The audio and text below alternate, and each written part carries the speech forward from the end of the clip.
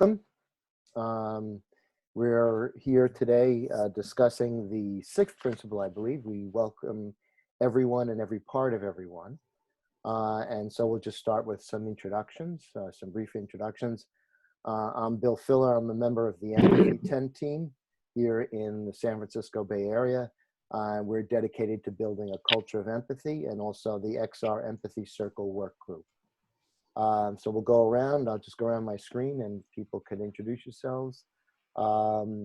Let's see. Some people seem more focused than others. Edwin. Yeah, Edwin Rutch from the XR Empathy Circle work group and founder of the Center for Building a Culture of Empathy. I'm here in the San Francisco Bay Area.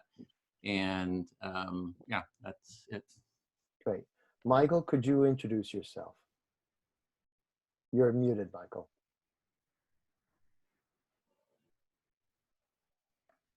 Hi, Great. folks. My name is Michael, and I'm from Cornwall in Britain. Great. Thank you, Michael. Fran? Hi, I'm Fran, and I'm from Taunton in Somerset in Britain. Great. Welcome. Carolina? Hello, my name is Carolina. I'm based in Poland, Central Europe. I am a member of Empathy team. Great. April? Hi, I'm April. I'm a member of the XR UK Guardianship and Visioning Circle since we began. Great. Welcome. Katie?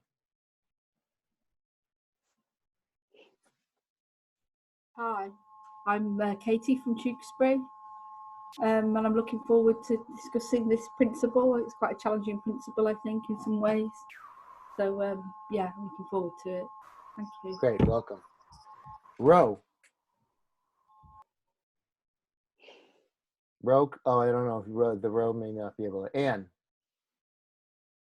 I'm Anne. I'm in Minehead in West Somerset, and I've been coming to the Empathy Circles Cafe series, and I love the principles and look forward to this evening. Great, welcome. Douglas. Yeah, I'm from Northampton in England, and I'm a member of the UK National Guardianship and Visioning team, but not from the beginning like April. Okay, welcome. Marguerite?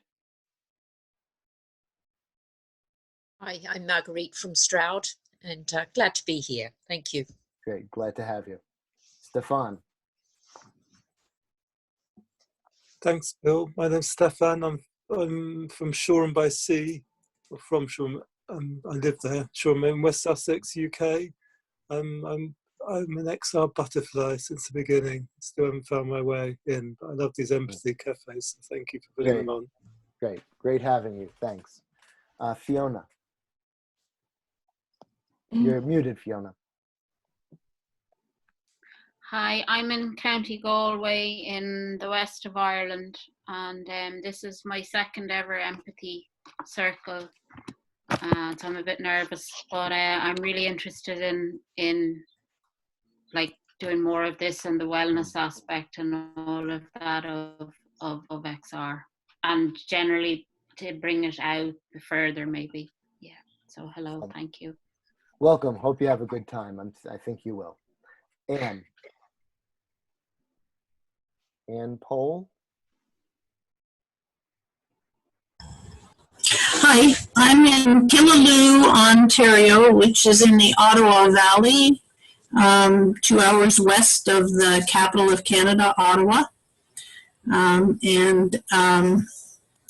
This is my second Empathy Circle session. I was on last week. I'm fascinated, and I work with a group of youth in a nearby city. I'm in a rural village, but in a nearby city that have made progress on the first two principles of Extinction Rebellion, and we're talking now about using a similar kind of format to this for some beginnings of the Citizen Assembly.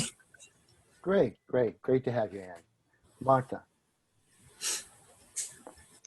Hi, hello. I'm Marta from Portugal, living in Cork in Ireland, and involved with empathy circles at the moment. Great. Welcome. Dean. Hi, I'm Dean from Plymouth, and I've been coming to the Empathy Circles for a while now, and I like the format. Okay, great. We're getting some sort of feedback. I'm not quite sure. Okay, Andrea. I'm Andrea. I live in Germany, in Nuremberg. I'm excited about the empathy work inside XR that's happening. I was very excited about the empathy circle with Roger Hallam. And I love the idea of doing empathy circles on the principles, and that's why I'm here again. Great. Well, welcome. Welcome to have you back. Karen. Hello, I'm from Paris, France, and I'm new in this journey, I say, and I'm more curious, I'm more there to learn, and I hope I can be helpful. Thank you. Great to have you. Okay. There's Ro. Ro, could you introduce yourself, please? You got to unmute yourself. Ro, can I do it? Part of the XR group here, and delighted to be joining you for my second time this week. Thank you. Okay, great to have you, Ro. Okay, AC. Hi, my name is Alex, or AC. I'm in Calgary over in Canada. I really like this practice. It's very fun. So thank you for having me. No, glad to have you. Okay, I have two screens here. I hope I get everybody. I think I did. I'm not sure. Jamie. Jamie, can you hear us?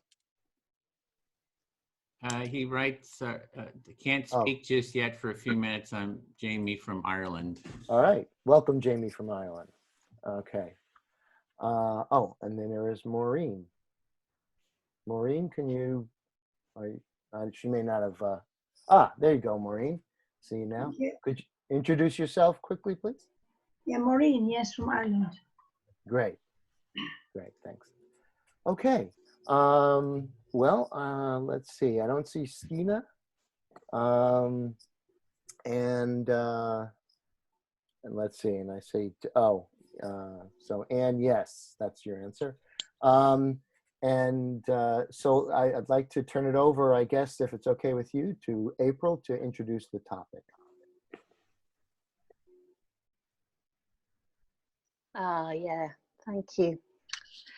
Wow, this is a problematic one. I absolutely understand why it was put in and what the intent was behind it. I don't know if everybody has had a good read of the whole outline for "we welcome everybody and every part of everyone." Is that the? Let me get back to the words. Oh, where is it? I guess it's this, the idea that we can, we welcome everyone and every part of everyone, working actively to create safer and more accessible spaces. In working with that, over this year and a half, it's become really clear.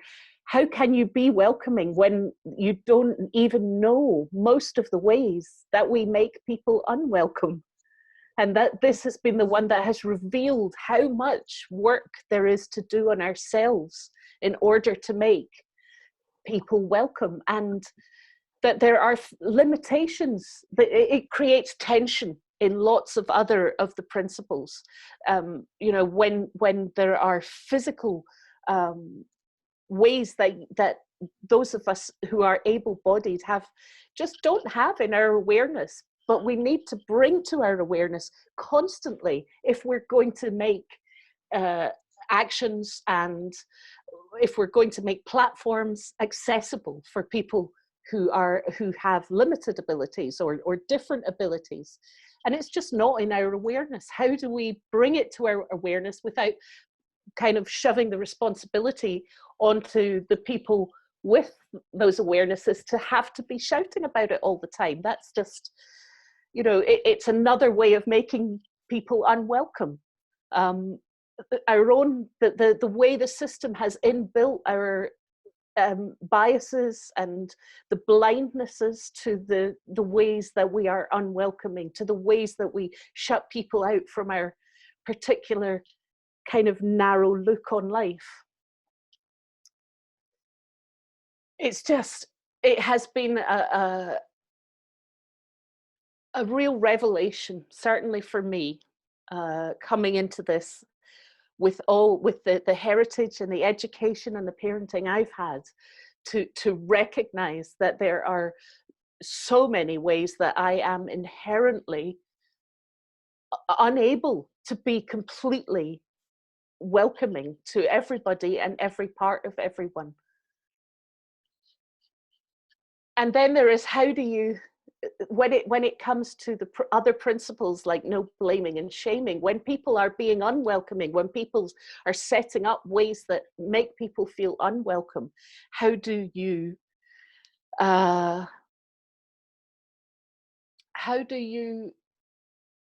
call out when we're trying to evolve a way of calling each other into better behavior? And so it's been a particularly troubled principle that has often been shortened to, we welcome everybody, but not every behavior. And then you start to kind of separate out, actually, it's not people. We want to be welcoming to people and recognize that there are behaviors that we bring with us that are not welcome in these spaces. And how do we evolve a culture that recognizes these, that has a way of calling people back into self-responsibility when it's made clear that these behaviors are unwelcoming? And what if that sets up a dissonance with the kind of this tactic of, you know, mass mobilization? It creates real a lot of tension points. I think what I'd love to do in the spirit of welcoming is invite anybody else to maybe pick up on what I've said, or just to take another 5 minutes, the extra 5 minutes of introduction. I know there's quite a few people here that I know have been working with the principles and might have something to say. Great, let's open it up to the group. You can either raise your hand or you can put your finger up, and then we'll recognize you. Michael, you're muted. I think April's definitely got a point. How do we? Sorry. Okay. So yeah, I think April's definitely got a point. But we do welcome everyone. We try to welcome everyone. Sometimes that's not always possible, and we don't welcome every behaviour. I mean, in my particular group, we set out rules and regulations, guiding points, signposting, what is acceptable and what is not acceptable in behaviour. So it's pretty clear, XR welcomes everyone, but we do not welcome all behaviours. That is one of our guiding principles. Respect in the circle, in our circles, to respect everyone. Yeah, so. Great. And I see Douglas also. Yeah, so I'm speaking specifically from the perspective of this as a disabled rebel, which obviously does influence how I see this one, because it's a lived life experience and a bit of a crashing into some things in XR. I think in some ways that we welcome everybody actually speaks to one of the real issues and problems. You come to us, so me as a disabled person join you, your space, you create it, you sculpt it, and I have to fit in. And for me, for it to really be meaningful, it has to be a co-authored or co-sculpted space. So it's not, I'm not joining you, we are coming together. And the space would look very different from that designed, if you like, for example, by non-disabled people. And obviously you can then, that's also true of other groups that are marginalized, are not engaging with XR in any meaningful or extensive way. So that's sort of something that's very much up front for me with this one. Great, thank you, Douglas. I don't see, are there any people, I don't see any, there we go, Fran. Yes, I think, you know, this is an aspiration, isn't it? And I hope we're a learning community, and we just have to have some humility and say, you know, this is what we aspire to, and we're working at it, and we welcome, you know, illumination of our blind spots with humility. Oh, nice. Okay. Do I see anybody else who would, okay. All right. Well, we'll get into, there'll certainly be a lot of things to talk about. We'll get into the empathy circles. I believe, I don't know, some people are more familiar with it than others. I'll just go through a very brief description of the circle, but don't worry about it if it's your first or second time. Just talk to the facilitator that you're with, and we'll sort of model it. You know, you won't be the first person to speak or listen. If you're speaking is pretty easy. And then, you know, we'll kind of ease you into it. The empathy tent is all about inclusion.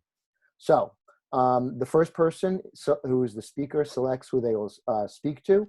They speak about whatever comes up for them for a set time. It's going to be 5 minutes now.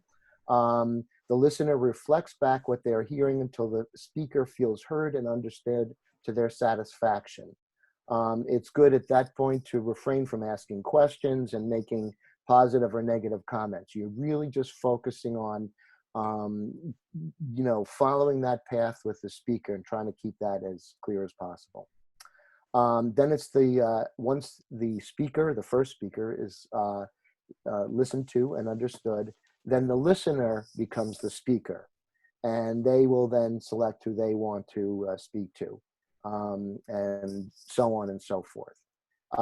Everyone helps hold the circle process by monitoring and sticking to the steps. Some speaker tips: pause often to give the listener a chance to reflect what they've heard.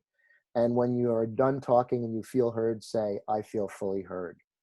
For the active listener, in your own words, reflect back the essence of what you hear the speaker saying. Refrain from asking questions, judging, analyzing, detaching, diagnosing, advising, or sympathizing. I almost went to a Gilbert and Sullivan thing right there. Okay. When it's your turn to speak, you can say anything that you want. So you can respond, but not as the listener. You may ask also the speaker to pause periodically to reflect what you want to hear. Silent listeners, listen and be present to the exchange between the speaker and the active listener or reflector. Soon you will have a turn to actively listen and speak. And that's about it. Just to let you know, we have facilitators will keep to the 5-minute limit. And just to let you know, if a facilitator corrects you or something, it's not a criticism of you or even your thoughts. but it's just to expose you to the circle practice. As much as the conversation that we're having, there's something else we suggest is going on a deeper level. And so sticking to the process helps illuminate that. At least that's my belief. Okay, Edwin, Marta, or Carolina, did I miss anything? Edwin. Yeah, that was great. I was just saying about the rooms. The first one is will Bill facilitate? Second one, Marta. Third one, Carolina. Fourth one, Anne. Does that work for everyone? Just confirming. Okay, great. So yeah. Okay, well. And it's going to be 5 people per room. And what's the, how long do they speak? 5 minutes? 5 minutes, I thought. Okay. And then we go to what? To, this is a little bit longer. It's about till 12 o'clock or so. Yeah, our time, which is top of the hour. So we have about an hour and 40 minutes, 35 minutes. In the circles. Great. Okay. All right, we'll see you in the circles. Yeah. And the rooms have been opened, and you can just click, you'll go in there automatically in a minute.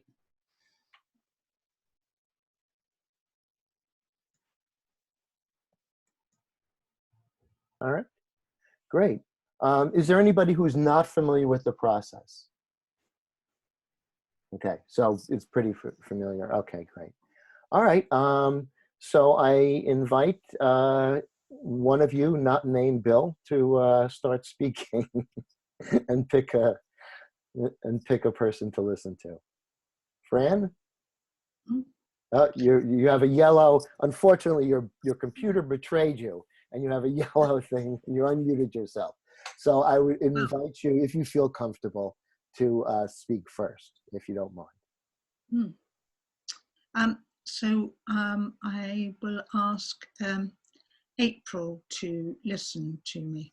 That would be a pleasure. Thank you. Good. Yes.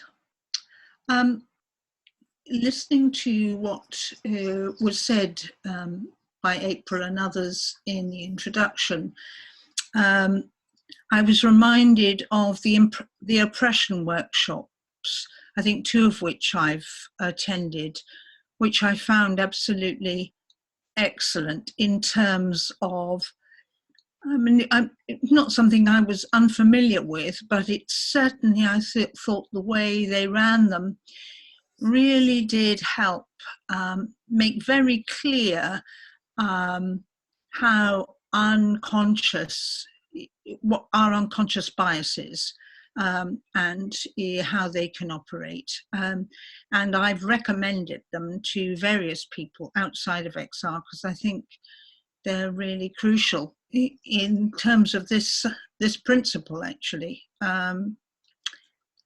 Yeah. Thank you. Yes, I hear a deep appreciation for the oppression workshops that you've attended, I think, twice now, and that you think it's crucial to understanding and being able to step into this principle, and that you even recommend it to others. Indeed. Yes. It seems so important to me. I mean, one of the I think issues in that I can't remember, or maybe in something I've read. There's so much stuff I've been taking in over this period, but very much about how easy it is for internal divisions to break movements, and how that ability to really step into other people's shoes with empathy is crucial to making sure that we can stick together and learn. You know, I think the thing is we just have to keep, which I think we've done fairly well so far. You know, we've held our hands up when we've had problems, and we do. I know it would be lovely if we were much more widely represented. We represented a much wider spectrum of citizenship. Yeah. Yeah, thank you. I hear some recognition of the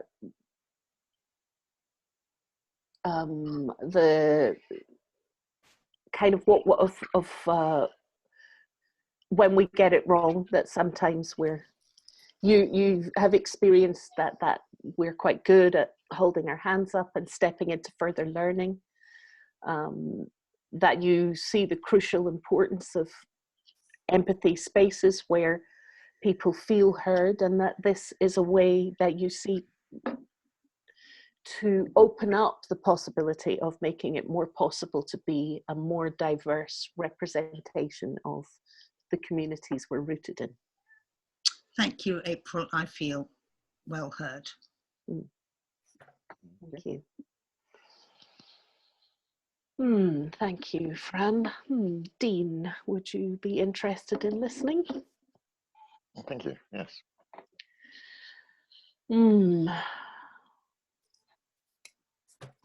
Yep. I'm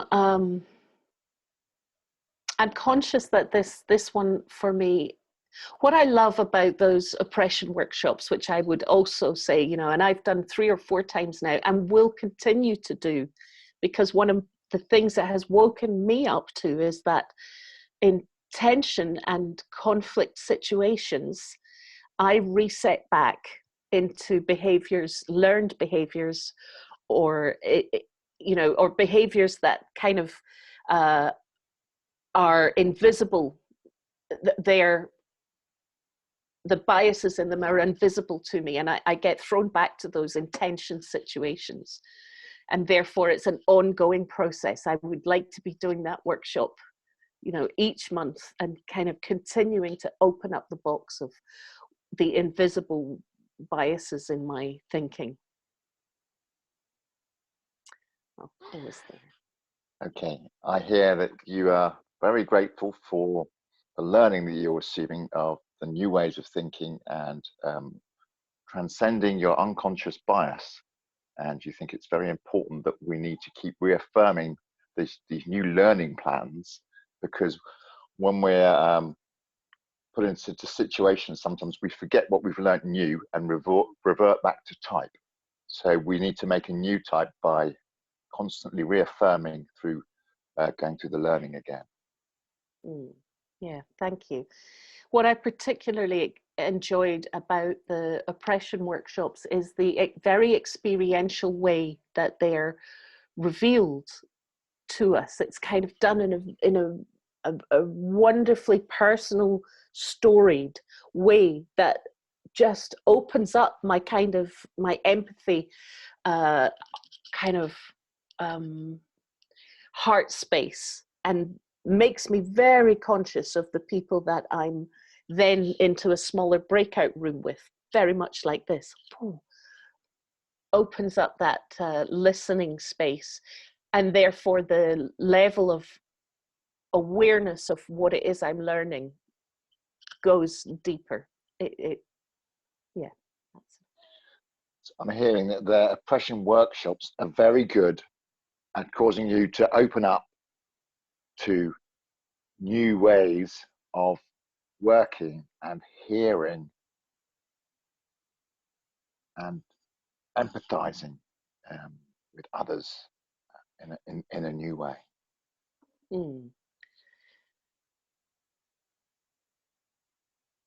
I guess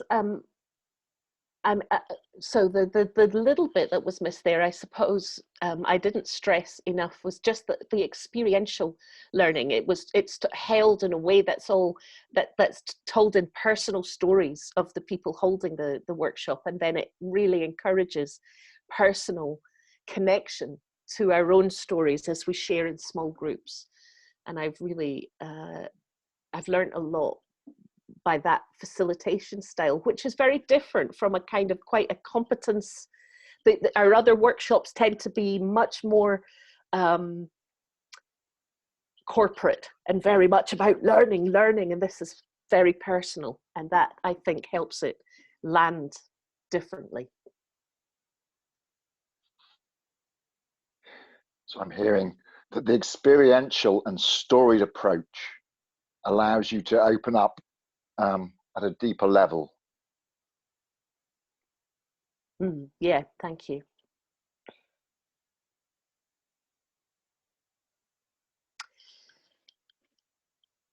And while I am reaping the benefits of doing that workshop over and over again, I'm also aware that there are people within the movement who don't see the need to do these workshops. It's not a comfortable place for them. They're more comfortable with the corporate type learning, writing things down, tick off the points of learning. They're more comfortable with that, and therefore they find that discomfort zone of going into personal storytelling, and that actually puts them off from stepping into that space. So I'm hearing that you're talking about certain members in XR being in the classical way of doing it through the corporate learning, and they're not very comfortable about going out of their comfort zone by doing it through the interpersonal storied approach. And I think that we are missing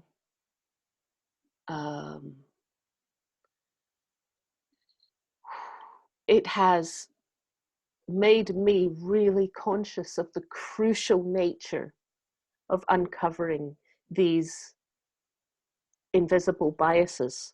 They're utterly essential to this principle of being welcoming. If we cannot take that step into sitting beside someone and hearing the stories that highlight to us how we have stepped over and crushed people's kind of sense of self in our own kind of upbringing and the way we've been kind of taught to behave in this system, we are never going to be able to embrace this, because we will always think, with the colonialist thinking that we have, that somehow we've got it made and everybody's got to follow our ideas. It's like we've got to, you know, oh, that's not my language. I don't say we've got to, but oh my goodness, if this bit gets missed, we're missing a massive part of what it is to be human, you know? I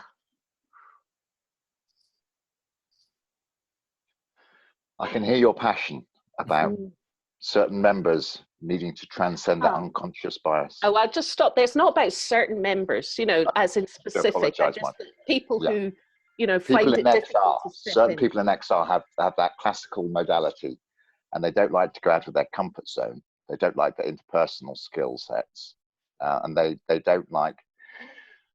don't even register their unconscious bias. They don't even understand that they're being biased and crushing other people's chances of or hopes or aspirations with their colonialist mindset. It's the most important work, like I can hear from you, that we have to do, is to get these people to come into this new idea of the way you were brought up doesn't necessarily have to be the way you carry on. You must learn to be a human being, not following what you were taught to do. Thank you. Yeah, I guess, and I just want to make clear, that I definitely am speaking about specific people. I am really generalizing that there are, you know, people really willing to step into these spaces of challenging themselves, and there are some people who just, you know, that bit of challenging is too much of a step for them, and what I'm reaching for is a way to call them into recognizing the significance of the system breaking this does in our minds. I'm hearing that these people are finding it very hard to step out of and step into this new way of thinking that moves beyond what they've been familiar with. Thank you. Thank you, Dean.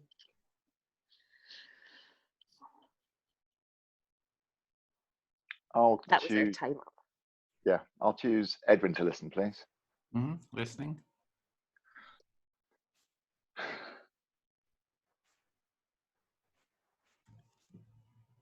to me, the problem is unconscious bias. People don't even realize how violent they're being in their thoughts or their words. I thought I was a nice, calm man and passive, but it's only since doing things in exile that I've realized that what I thought was passive, it's not passive at all.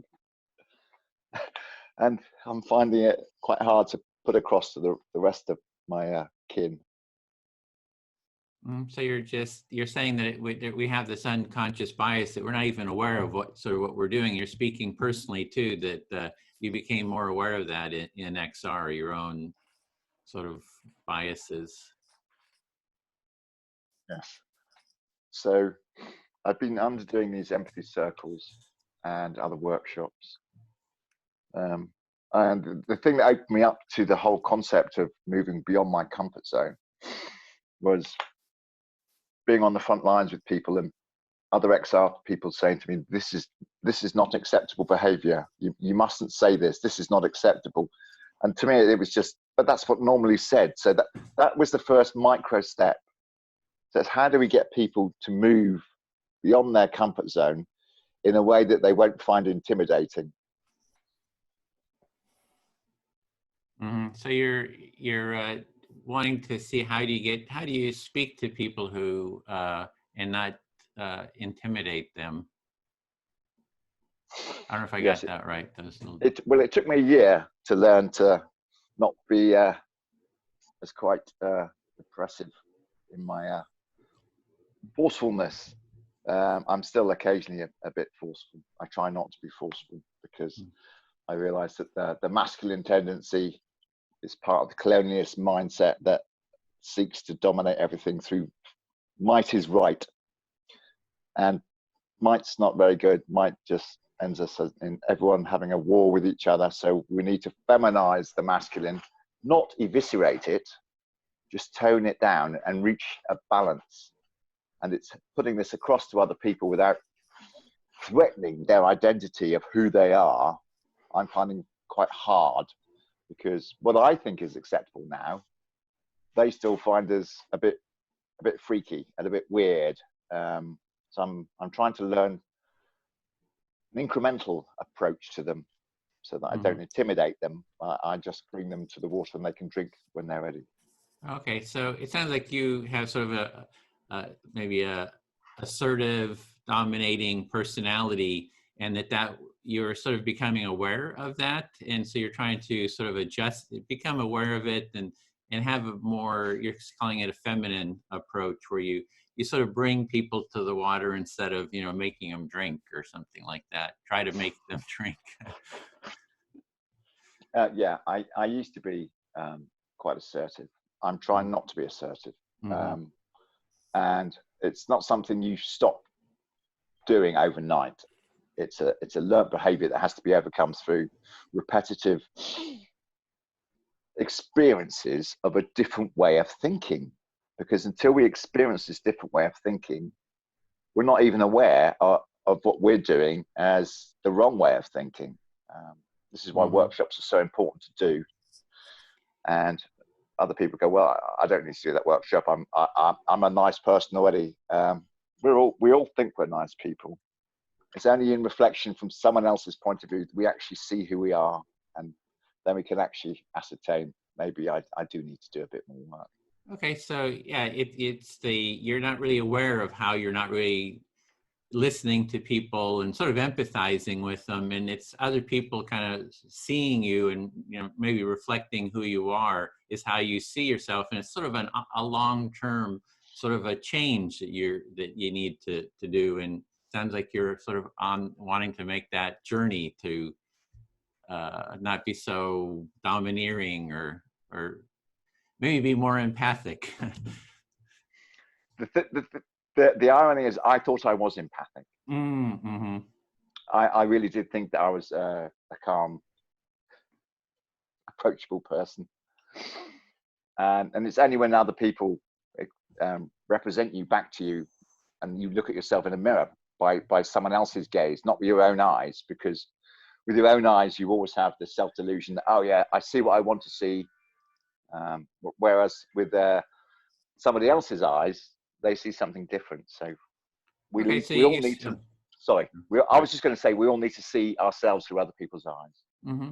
So you think that you're very empathic, and you just don't realize that you're not. And the way you sort of become aware of your unempathic sides is for others to see you and sort of reflect back what it is that they're seeing.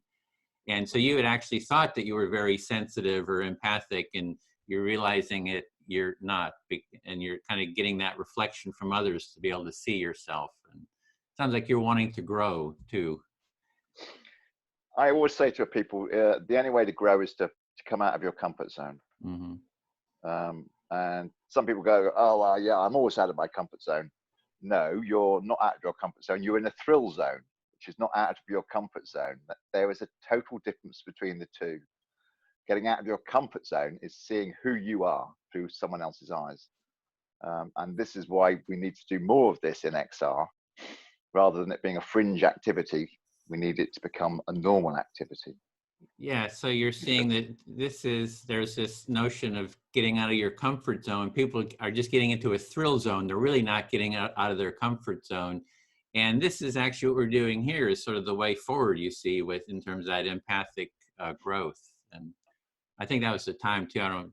Bill's been holding up the clock there. Yes, thank you. Go ahead. Okay, great. Then Karen, can I speak to you?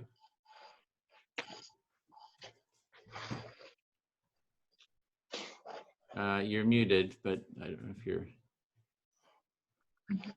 Oh, great. So yeah, I'm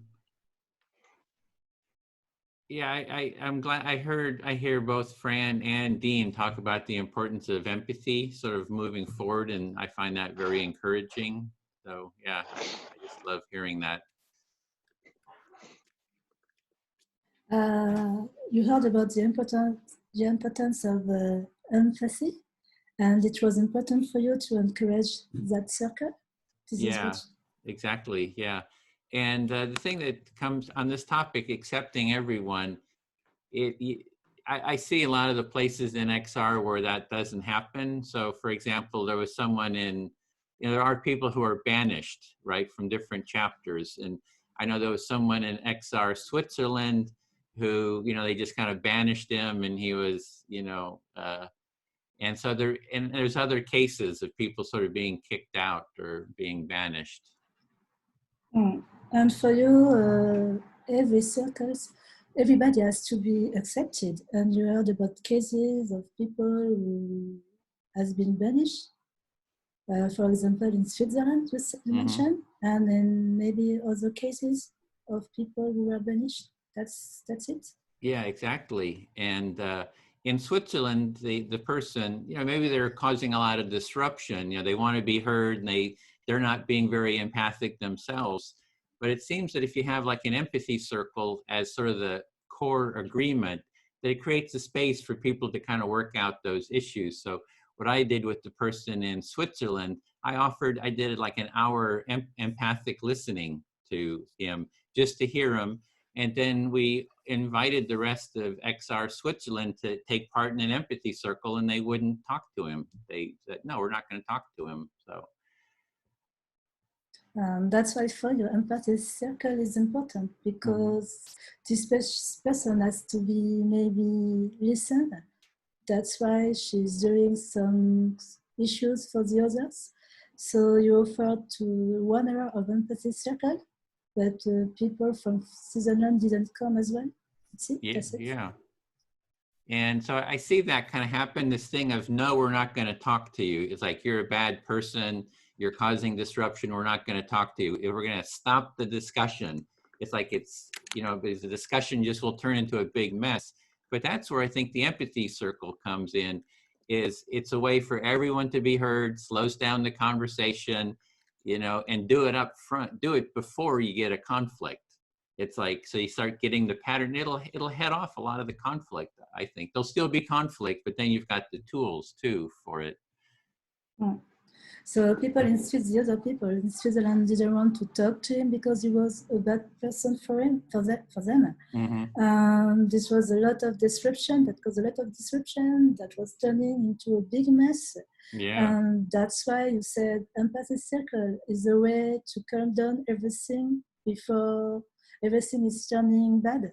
Maybe it is the tool we can use to fix this kind of problem. Yeah, excuse me. And then the same thing in XR US and XR America. There's this sort of big conflict between the two sides.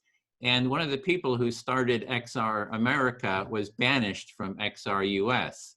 So that, you know, instead of them, you know, having, you know, a dialogue, it just creates this ongoing kind of a problem that just festers and goes on. It's like, you know, if we just had started at the very beginning, you know, with empathy, sort of an empathic listening mindset at the very beginning, it would have helped a lot with even heading off that conflict, which is still sort of raging right now. There was the same problem with XR America and XR US. And you think you have to talk before, and we have to start at the very beginning, the empathy circle, because we can avoid this kind of issue. Yeah, exactly. And I'm so glad you're here because I know you're starting empathy circles in XR France. So yay! Yes. Celebrating. And this is in English, so I have to translate everything. It's not obviously for me. Yeah, so I feel fully heard. Thank you. Oh, thank you.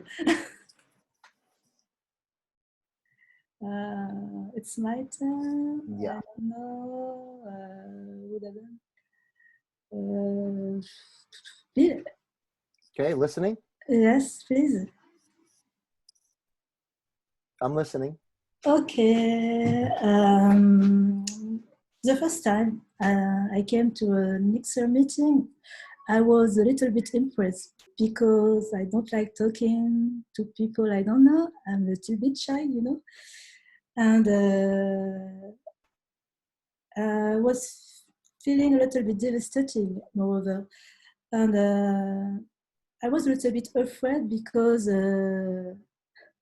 it's strange to say that, but for me, XR is the right movement, sorry. But I like the principles and values. That's why I'm here. Okay. So you were reflecting on the first time you kind of, and I apologize if I missed something, went to an XR meeting, and you're a bit introverted. You don't necessarily like to talk to people you don't know and things like that. And so you felt a little, but then you were very impressed by what the people were doing and how they were doing it. Is that I'm doing the best I can, but please correct me if I'm sure I got many things wrong. Oh, it's okay. And when my first meeting was just before the International Rebellion of October. Mm-hmm. But before I participated to another action, but more as a spectator, you know, it was when the French rebels were gazing on the bridge. Everybody saw, I think, the image on the TV. Mm-hmm. So you're talking about two actions, one where you're more a spectator and one where you then decided to participate more. Yes. And in fact, straight away, I found myself in the movement. I met different people from different ages, different social groups, and everything is turning so well. And that's why I like this movement, because everybody is welcome. And this is very important for me, not to be with the same people all the time. So you were, when you got involved with XR, you were impressed by the diversity that you found. You found that, you know, different types of people were accepted, and you brought it back to our topic today, and you emphasized how important that is. Mm-hmm. I know it's hard to mix so much different people in the same group, and sometimes we get some little problems to fix. And that's why the regenerative culture is important in the movement. And this is the specificity of this movement, I think. So you're talking about the regenerative culture part of XR, and how that is effective in addressing problems and rifts that may occur. Because we got a lot of issues. It's not obvious to create something new. We are different. We got different opinions, but I agree. Empathy circle can help to calm down the tensions. So you see the diversity of ideas and philosophies and beliefs, but you do feel that the empathy circle is an effective tool to kind of like slow the process down and let people feel heard. Yes. Can I stop or I have to follow? No, there's no have tos. If you feel complete, then you can stop. Yes. But you do have more time. Okay. I know it's very difficult because we got some big issues sometimes in France, and regenerative culture is important, and people ask us to help to calm down everything. This morning I told them about the empathy circle because Edwin advised me to use the empathy circle to fix the problem yesterday, and suggested because I'm part of the media messaging French team, and I think we're gonna do something like that in some few days. Okay, so you're part of the Regen group of XR France, and that there's a problem, a serious challenge, and that Edwin suggested using the empathy circle, and yesterday you suggested using the empathy circle, and it seems like you're optimistic that they're going to go ahead and try to engage in an empathy circle dialogue. Yes, that's it. Thank you. Sure, thanks. All right. Okay, well, I'll go to Fran. Will you listen to me?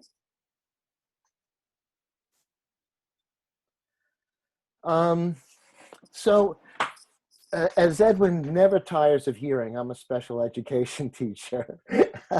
And sorry, it's an inside joke.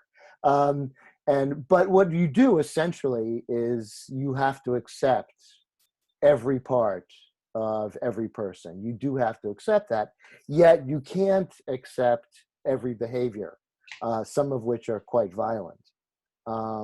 So just you can't do that. So I was a special education teacher for 40 years. So I've walked that road for a very long time. And what I'm impressed about how inclusion is so important and how making everybody included feels important. And then how complex, how many blind spots, just how many bumps there are in the road. And I'll stop there. Okay, so what I hear you saying is that you've been a special education teacher for 40 years. And during that time, you know how utterly important it is to, include every bit of everybody, but certainly not every behavior, because sometimes, they can be quite violent. Probably because of frustration, I imagine. I've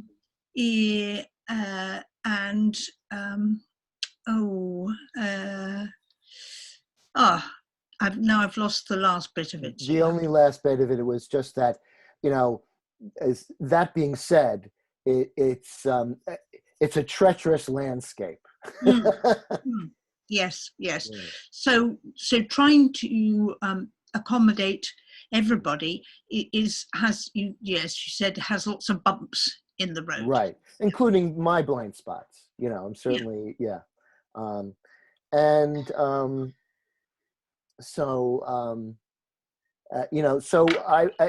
was very, very interesting. So one of the great things in special ed that I was taught the very first time is don't label the person or the student, name the behavior.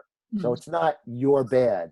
It's, when you choose to throw the book, we can't get any work done. I'll stop there. So what I hear you saying is that one thing that you learnt quite early on was how important it was not to label people with their behaviours, but use what I understand as the non-violent way of communicating, which is to just to reflect back the behaviour that you've seen and your reaction to it. Right, and it's a really interesting thing because I'd always accept the person. We always had a relationship. I never said, you're bad, I'm not going to talk to you or anything like that. And then when I did that, a lot of times students were like, they would say, oh, so I don't have to do the math. And it was sort of like, no, you have to do the math. You know, yes, I mean, I like you and I want to support you. And if you're going to be an independent person, I'm not, you know, training you to be a special ed student. I'm training you to be a responsible citizen, an independent adult with every right that anyone else has. So you got to do the math. I'll stop there. Okay, so sometimes here when you show people that you're very accepting of them, they sometimes got the message that, okay, so it didn't matter really what they did, and you had to say, well, no, you still have to learn your maths because I'm here to help you become an independent, responsible member of society, and that means you have to do the maths. Right, right.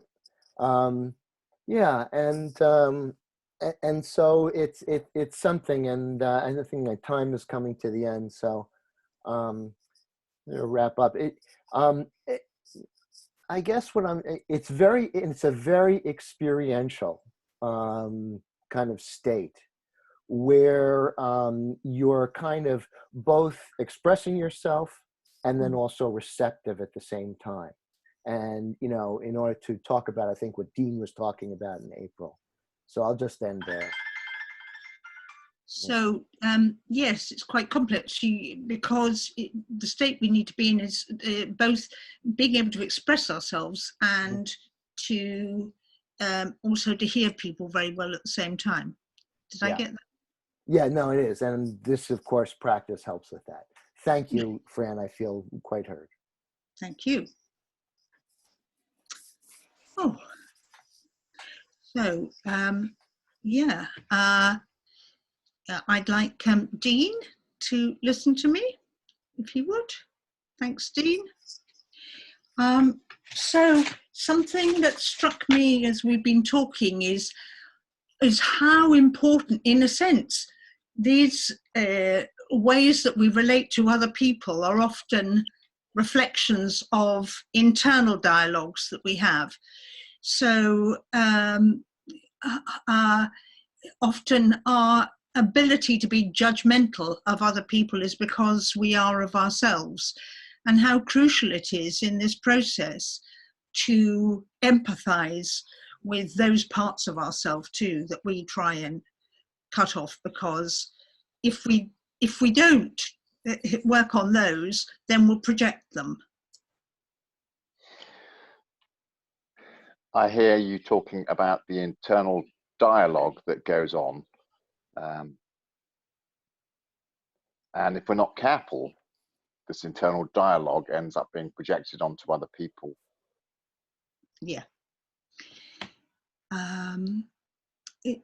So there's that, and within that is often that unconscious stuff that we've picked up in our early years training and our culture. Yeah. So we have some legacy from what we have learned in our formative years. Yeah. The other thing that strikes me about this is if we are going to be a truly accepting and welcoming group, it takes time. And sometimes there's pressure to be doing things. And I think that's often where attention comes, that people get into the zone of doing something.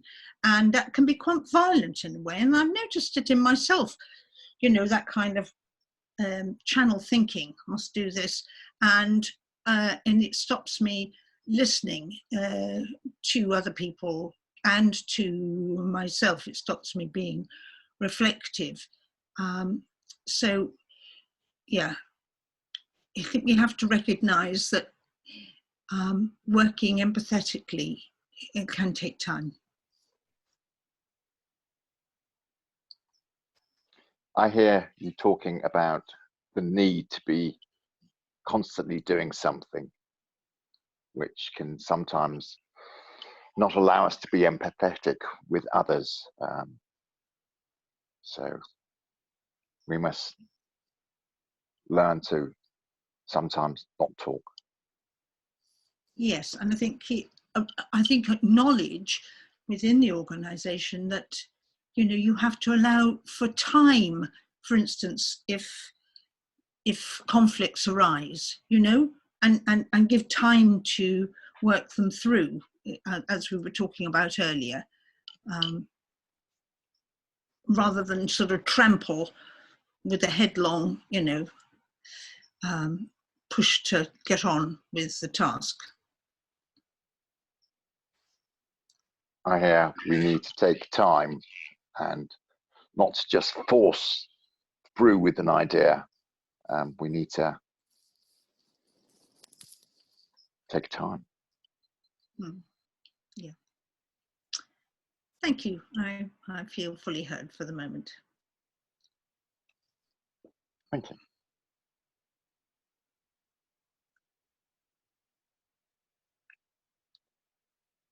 I'll go with April.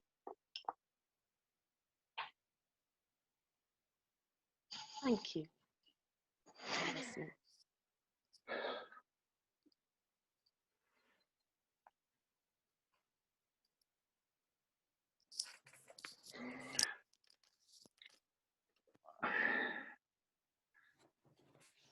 We are an open organisation that welcomes everyone and every part of everyone. But sometimes the problem is people don't realise the baggage that they're bringing into XR.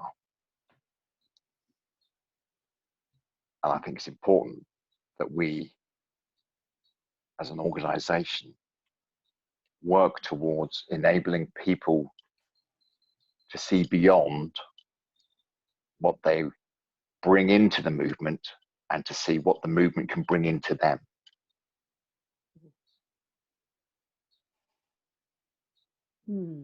Thank you. I'm hearing that you are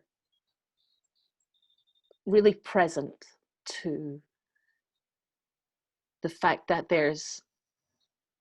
that people bring a lot of their traumatized behaviors with them into the movement, of which they are often completely unaware of. And that you would like to, for the movement itself to be able to offer people a way to see past what it is they think they're bringing to what it is that they can, that the movement offers them. Yeah, I think sometimes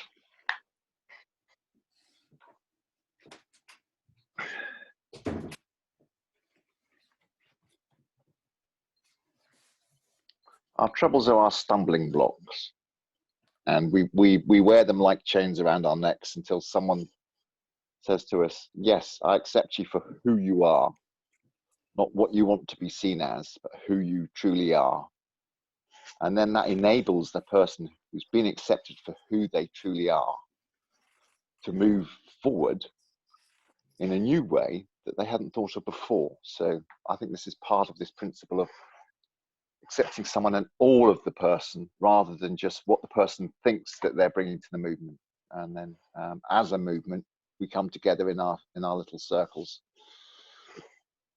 and we share ourselves with each other, and from that we learn what is good or enriching, and what is destructive or poisonous to others that we must not necessarily have understood as being poisonous within ourselves.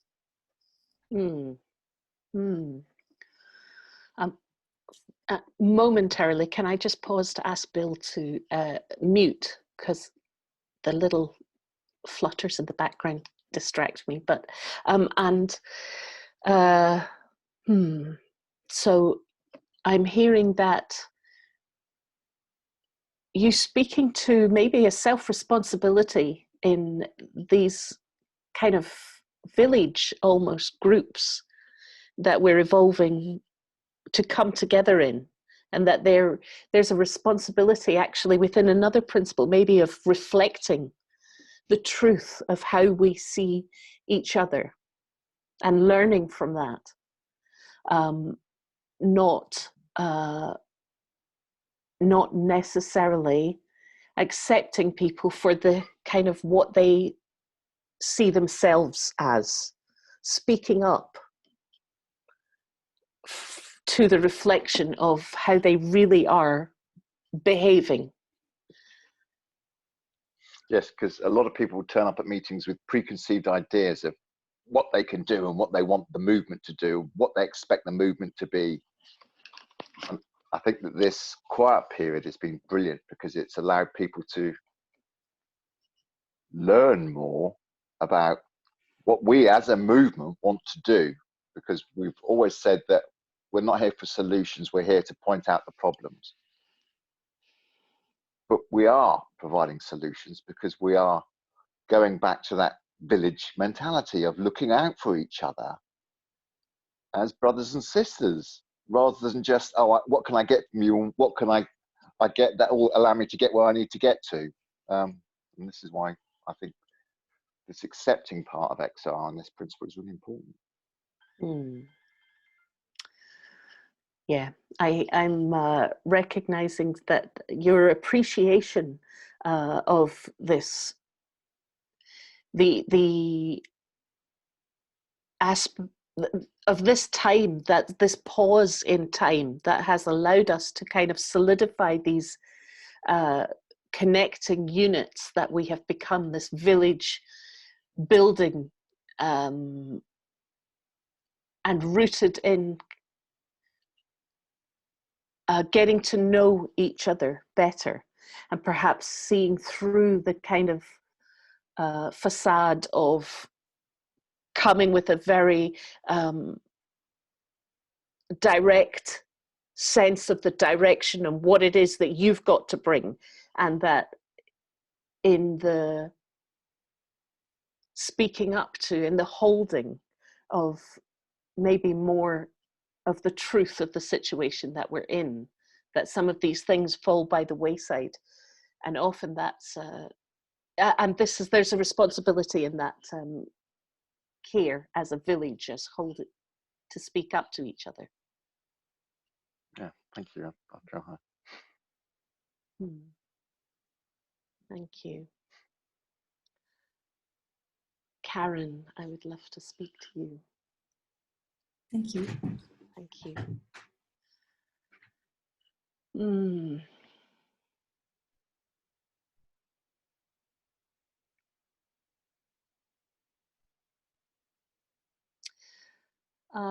One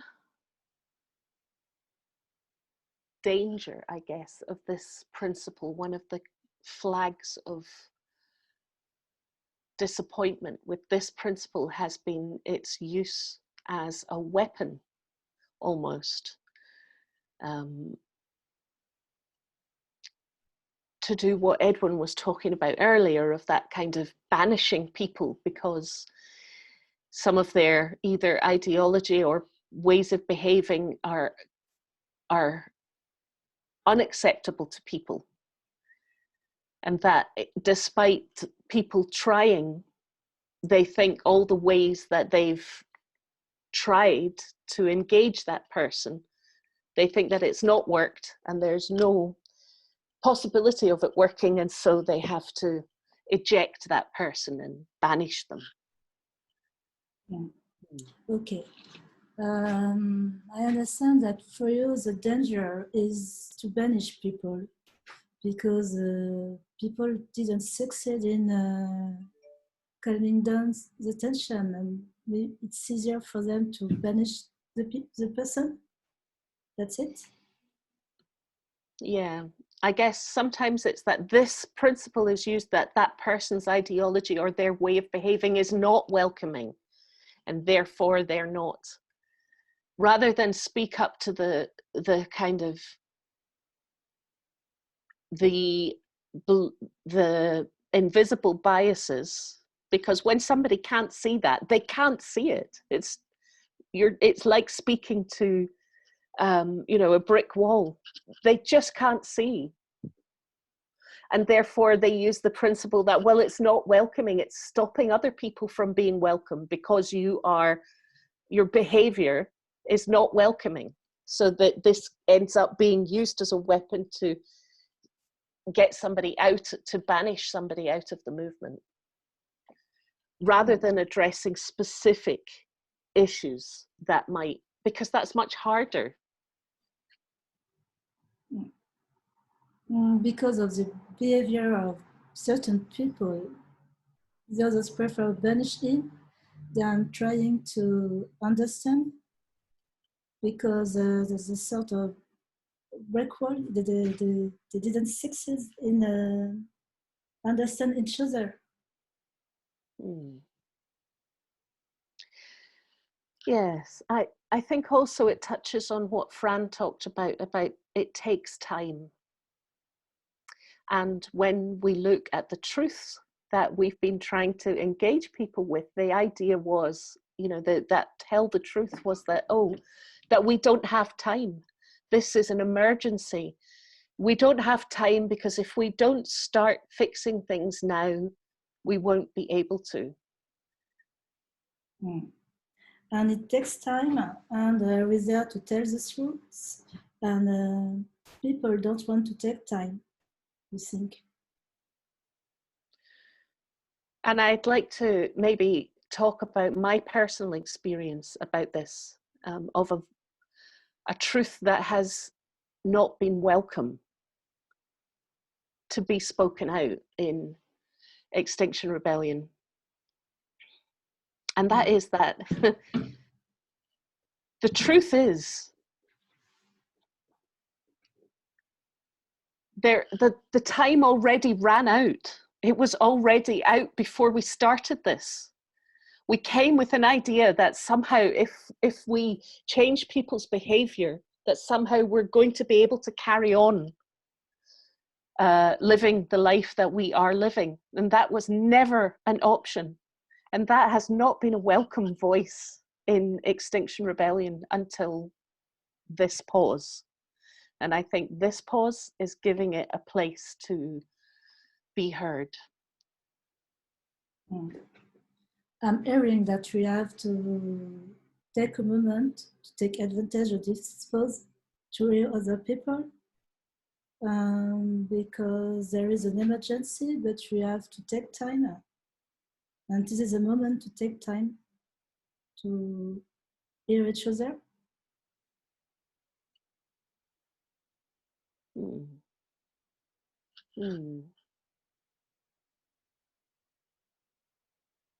Maybe it's that it's not just to hear each other, it's this experience that we're living through. It's living in our bodies now, that these things we were told could not happen.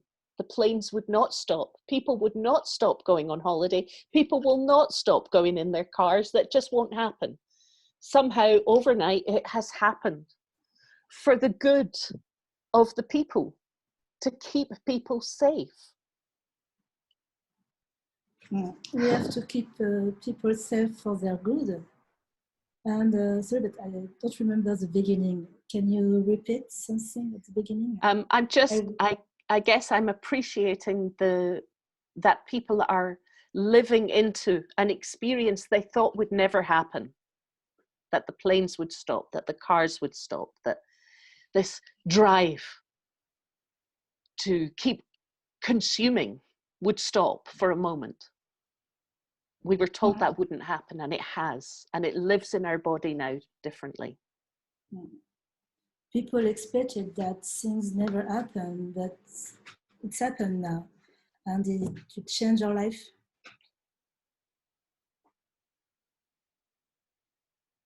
Thank you. You're welcome. Okay, that's enough to go on with.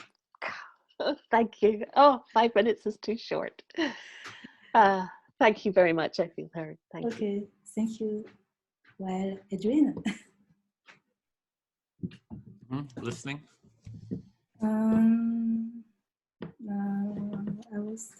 was wondering about the tensions we got at this moment in France. We still have some tensions. I don't know why. It's always with our social network because we express some different opinions, and we're trying to let every ideas, if it's concern our principles and value, it's okay, we can publish everything, but people never accept some ideas, and they said this is not the right thing to do, and there's always someone who try to explain that this is not the good way to talk, but this is not the right way to answer, you know. And So that creates tensions between two people all the time, and that's pity. Yeah, so what I'm hearing is that you're seeing different tensions within XR France, and you're supposed to be able to share all the ideas about the values, but somebody shares an idea and then somebody says, no, that's not right, or they try to say something else. So that keeps happening, that people kind of have these tensions and don't really give space for people to share their ideas. I don't know. Normally we have to reflect the diversity, and because of the ideas, it's difficult to let people be together all the time. They create groups with affinities, political ideas, and I don't know why, but people think they represent the French XR, and the things that the others do is not right, but it respects the values and the principles, so they have the right to be there, I think. Okay, so you're seeing that people form different affinity groups and they have different sort of political views. Maybe they think their ideas are right and that the others are wrong and shouldn't be there, but you feel that everyone should be accepted. And it's hard sometimes because there's another case, I don't know why, there will be somebody who will be banished, maybe. I didn't follow this story because I can't be concerned about everything, but I heard that there is a lot of French problem, actually, and people are tired. People are tired because of the lockdown, because of the pandemic, and I don't know why they still continue to create some tensions, some useful tensions, you know. So you're not sure why these tensions keep coming up. Because maybe part of it's because of the lockdown, but these tensions still keep arising. Sounds like you have real concern. Maybe you feel some concern about those tensions. And I think this is an emergency now in France because we have to organize some empathy circles, and we're trying to accept new people at the same time. So we have to calm down the tension, and we have to welcome the new people. And this is a lot of things we have to do because, you know, the lockdown will end on Monday in France, and we know that the virus is still there. So we have to do some action as well. So there is a lot of things we have to fix right now before. Yeah, so you really see there's a lot to do, and maybe you're just sitting with all the different things to do. There's the lockdown is going to end. You're going to want to do actions. You need to address the tensions. You need to be able to make it welcoming for new people to join. So you're just sitting with all these different issues and sounds like you're trying to kind of work it through, trying to find solutions. Yes, and it's really, really, it's a big emergency right now, and I'm happy because we are now more than 10 in the empathy circle group. So I think we realize that we have to organize something immediately, and not being all together all the time. We have to experience other cycles and keep going this thing alive. So that's interesting. Yeah, so you're saying that with the empathy, it sounds like you have a group that you've been doing empathy circles with, but that you want to reach out to others and be in other groups. So start sort of connecting with others. And it's kind of interesting. It sounds like that's like a bit of a plan or an idea that you see that needs to be done. Yes, because 2 months ago we were only 5 people who were able to hosting some empathy circles, and now we are more than 10. And each time people are really enthusiastic. That's a good thing. And everybody wants to create empathy circles in their own group. So I think we're going to succeed to fix everything. Yeah, so you're optimistic that you can fix some of these tensions because the group is growing. You've gone from 5 to 10, and everyone wants to kind of spread it even more. Yes, thank you. Oh, thank you for everything. Thank you. I can't remember who hasn't spoken. Bill, do you want to? Listening. Listening. Sorry.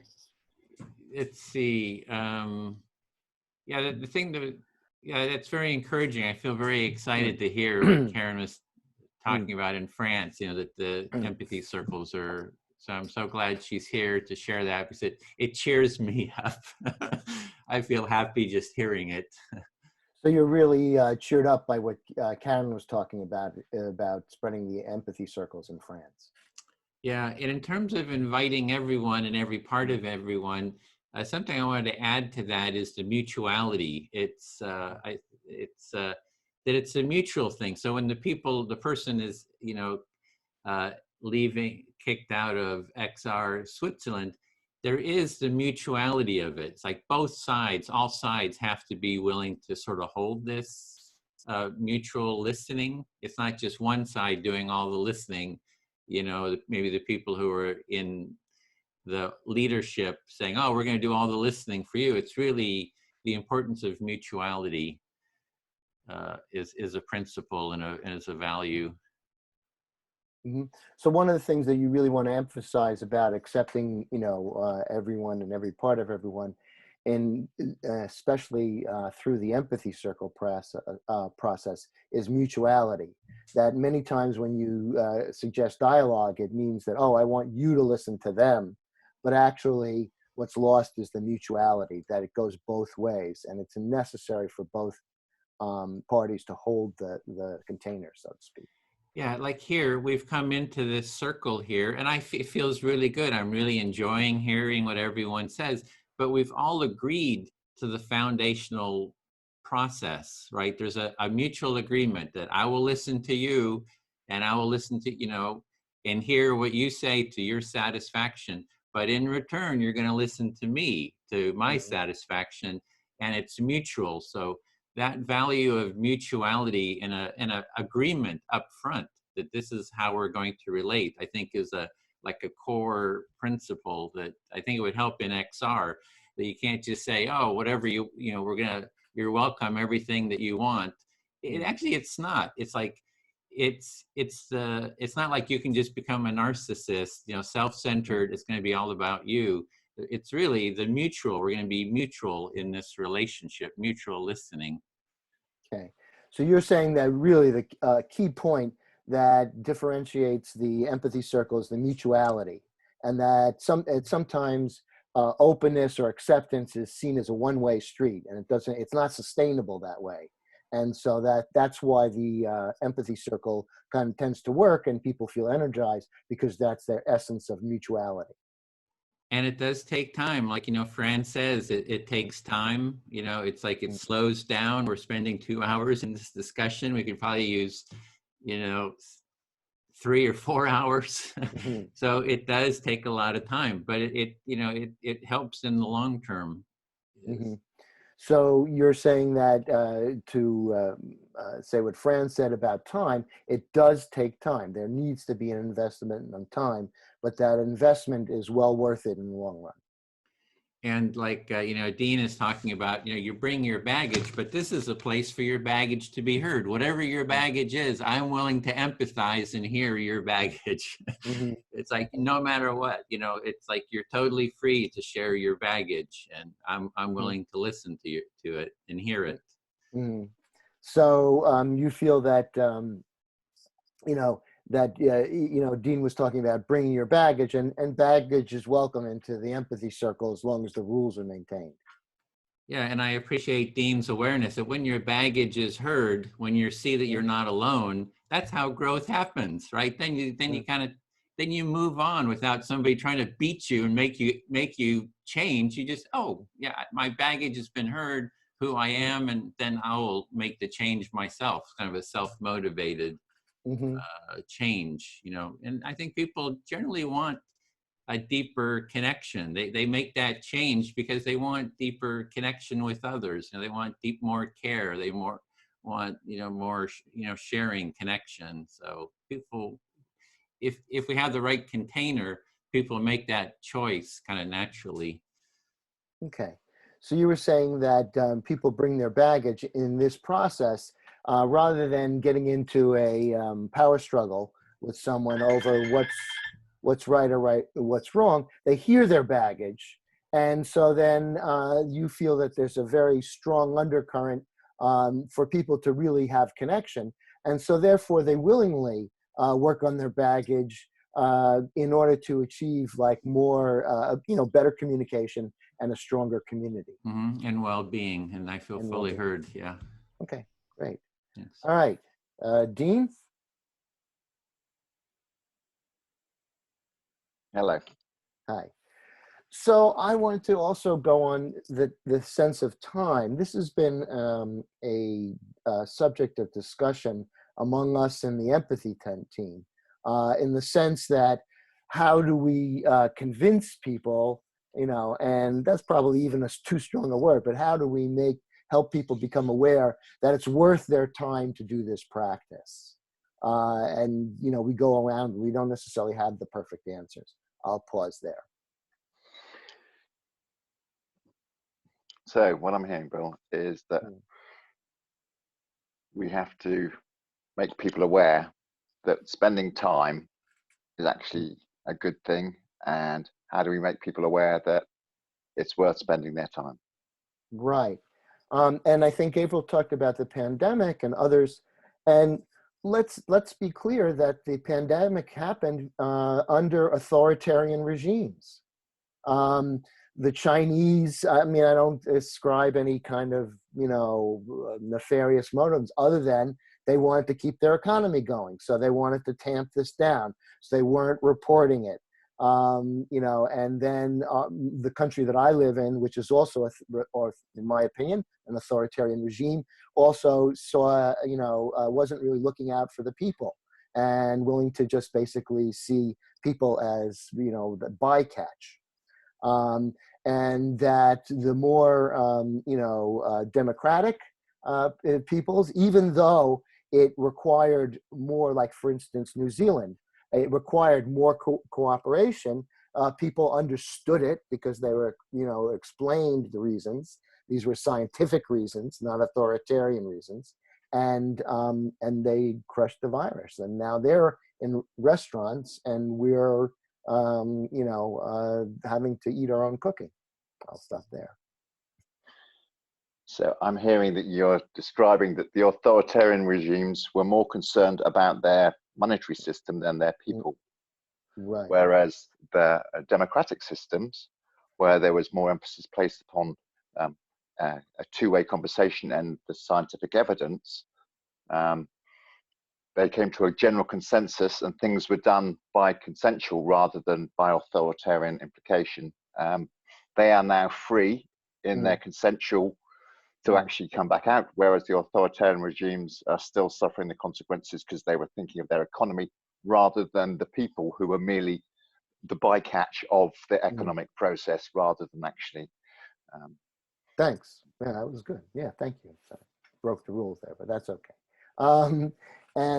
Yeah, and you can bet that authoritarianism is not dead in the world, and that they'll continue to make those mistakes. And so things will get tougher and tougher. And then the choice will be some sort of dystopian Hollywood movie where people are, you know, driving around using up the last bit of gas on tankers, like in, you know, in some of these Beyond Thunderdome. I date myself. You know that movie. You know, I was watching that movie and I was thinking, like, these people are really stupid. You know, it's like they're in a tanker, you know, they're going to run out of gas. They don't know that. They haven't figured that out. Anyway, but that's the sort of government and thinking that we are under, and we need to take the time so that we trust each other, so that I know that you are doing the right thing for yourself, but also for me, and vice versa. I'll stop there. Leaving aside the Hollywood references. Yeah, that's okay. Please do. The authoritarian regimes. Yeah. Will bring about a dystopian future. Whereas if we spend time and talk to each other, we can avoid this dystopia. Great. I feel fully heard. Thank you, Dean. Thank you. Fran, would you listen to me, please?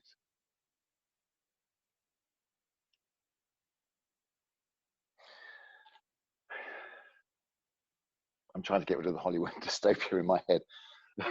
We're meant to be talking about accepting, not rejecting the burning. So, right.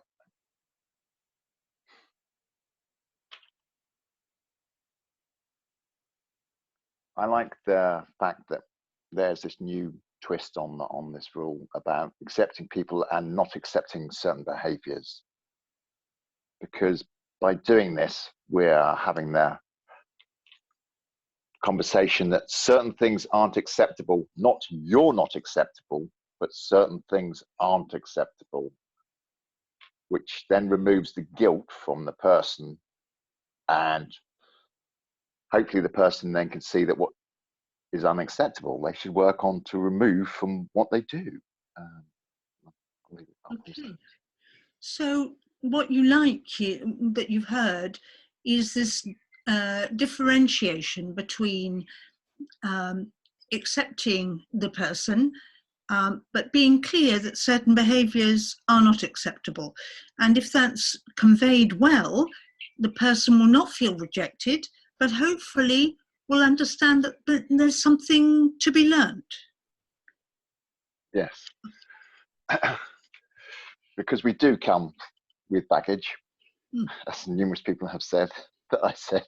We do bring our problems with us, but we must learn to leave them behind. They are the stepping stones to where we are now, but they shouldn't be a wall that stops us from moving on further. And quite frankly, a lot of people are walled into silos, and they're very happy there and think that that's the right place to be. And I think what attracted me to XR was it was all about breaking down the rules in a way that was sacrificial, to say, I'm going to sacrifice myself for your benefit. And that actually set a new precedent that we hadn't seen for a long time.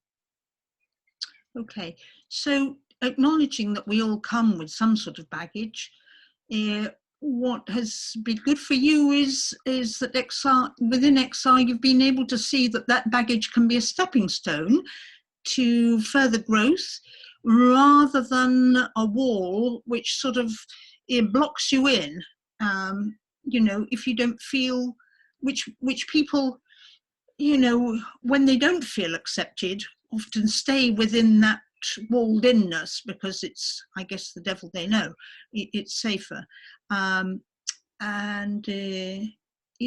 I missed the last bit, sorry. The beauty of XR was it showed that people were willing to sacrifice their safety and put themselves in positions of risk for not their benefit, but for the benefit of everyone else and for the children's benefit, which is what families used to be about. But then came along corporalism and monetarism, and we forgot our way. And XR, I think, has been great in showing people that there is an alternative way to do things and waking people up to, this is the way. Maybe we should stop doing that because that's not very good. Maybe we should think about trying to do something else. I'm not telling you what to do, but maybe we should think about trying to do something else. Okay, so the thing that was really caught your imagination was that XR was inviting people to step forward and put their liberty at risk, you know, to sacrifice that, not for themselves, but for their fellows. And this kind of altruistic behaviour is something that's become a bit scarce in our culture of individualism and, you know, me first. And it's really what we need to learn, is that it's going back to that mutuality. It's we rather than me, perhaps. Yeah, we instead of I. Thank you, Fran. I feel heard. Okay. Thank you. Right. Karen, would you listen to me? Yes.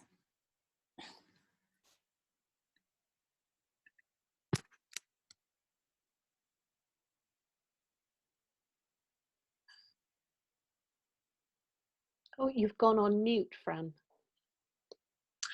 Right. I've just started reading a book. I don't know if anybody else has read it, The Righteous Mind. There's a TED talk by the author, and I really recommend it. Really, which is saying that, you know, all of us, even people who say, oh no, other people's opinions don't affect me, actually we want other people to, we need other people's approbation, most of us, and we approach new things usually emotionally first, and then we find logical arguments to back up our emotional, our first emotional response.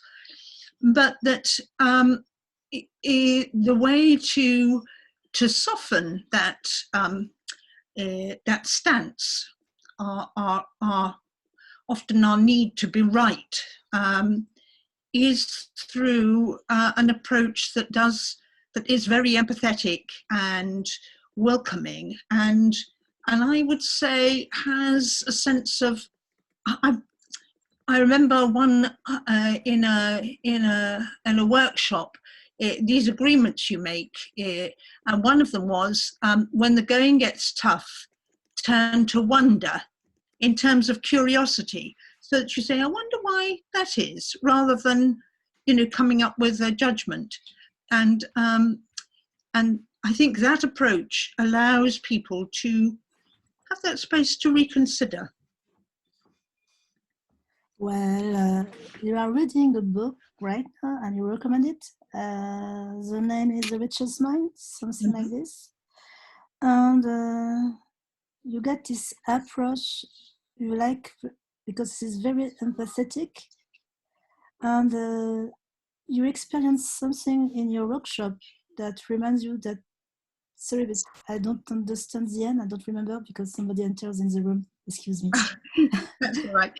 Yes, that actually we tend to, our tendency is to want to be right and hang on to what we've decided, but we're more likely to consider another possibility if we're approached in an empathetic way. And I would say, if I'm approaching somebody who's hanging on to their, you know, their opinion, if I exhibit that kind of curiosity that children have, that sense of wonder, rather than, you're asking a direct question. I wonder why that is. It allows a space for people perhaps to reconsider. Mm. And this approach offers a lot of space because you have to act like a children. You have this image with the children to have this approach, and this is something really empathetic. Sorry, and we have the right to use this empathetic way. That's it. Mm-hmm. Yes. And the other thing I want to pick up on was what April was saying earlier about the thing that she found particularly helpful in the oppression workshops was the personal revelation, the personal story. And in a sense, we've talked, Dean was talking about, in a sense, making ourselves vulnerable. And I think that allows for the connection, whatever.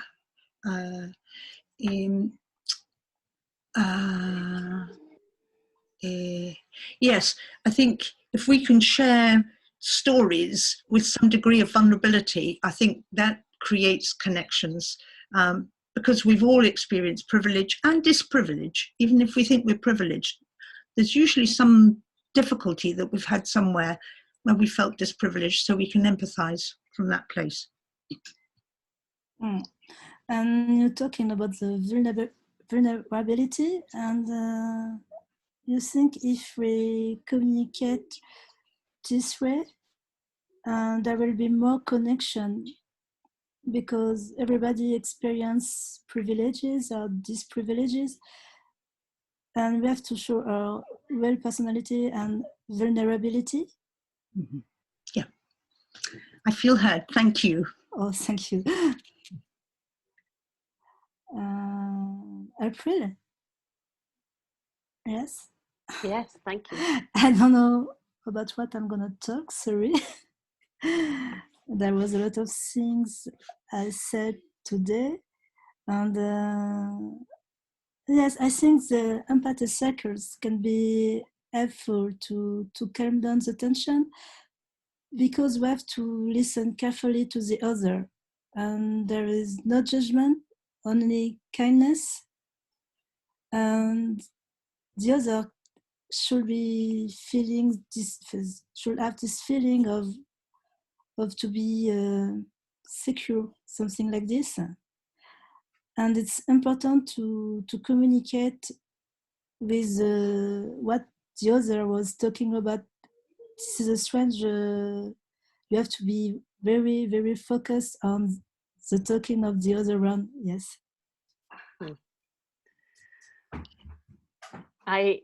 I am listening to your appreciation of the empathy circle structure for really helping people focus on listening skills, because this way of reflecting back, really asks something of us as a listener. And particularly because there is no judgment. We're not there to talk about a subject or something like this. We're just there to rephrasing what we heard before, and to be close as possible as we are listening. And even for the speaker, this is a strange feeling, because sometimes we didn't have the impression that the words can be interpreted this way, and we didn't realize that we are living something maybe tense, maybe we are enthusiastic, maybe we are sad, and we didn't realize, just because we heard the other people talking, we realized this thing. So I hear that it's even that the listener is growing these listening muscles, but it's also a learning experience for the speaker who's not used to hearing them, this kind of reflection back, and it helps when there's no discussion about other things, but this focus on the conversation, it can often reveal things. You can hear more in the reflection. And sometimes it's a strange feeling because we didn't realize that we were so bad or so sad. And I think if we are in this movement, it's because we think we are some fighters and we can do something great for the planet. And sometimes we realize that we are fragile as well. And it's important to accept this vulnerability, you know? Yeah, I hear the appreciation of the vulnerability that shows up when you hear things back that you didn't necessarily expect to reveal in what you were saying. When you hear sadness, when you hear grief, that when it gets reflected back and you suddenly realize that that was at the root of things, it can be quite a surprise. Mm. And it's important to recognize it about ourselves. Mm. And that helps the other, the listener, to understand better without judgment. That's important because that creates a kind of complicity between two people who are maybe strangers, or maybe they have difficulties.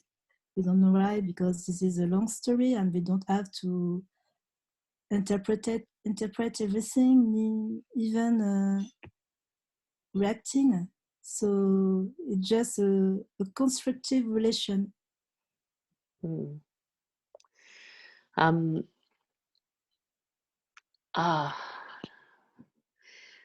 So a beautiful way of describing the collaboration that happens when you are reaching in the listening and reaching in the talking, and that there's this space created. And I guess it's another way of describing this empathetic relationship that grows, and you're really valuing it.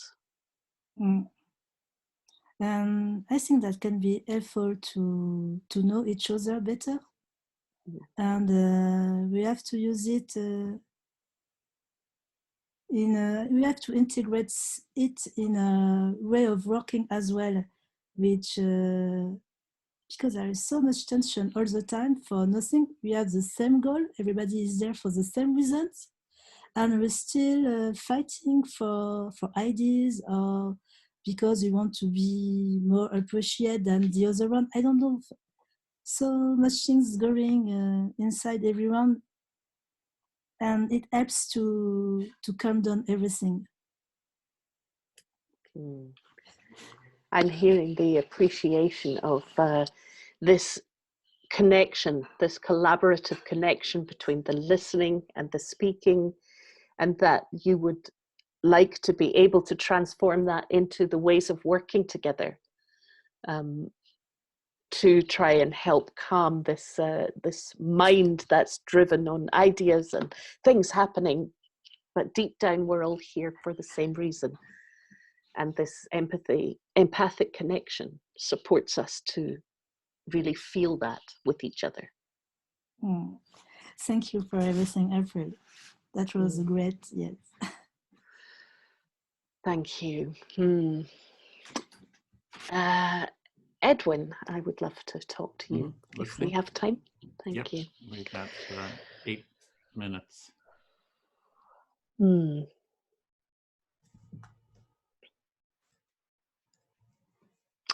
There was things arising in me as people were talking. There's, as often happens in this, it's like my mind reaches for different responses that I would love to come up with, and this isn't the place for responses. One that lands on me repeatedly is, what do we do when,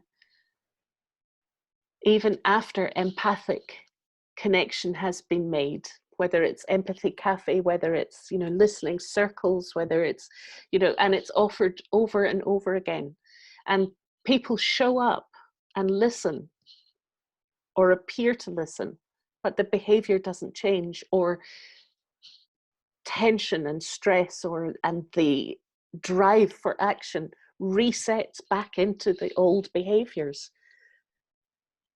It's all that lands in me over and over again. What do we do when the behavior doesn't change and it keeps showing up and it keeps hurting people?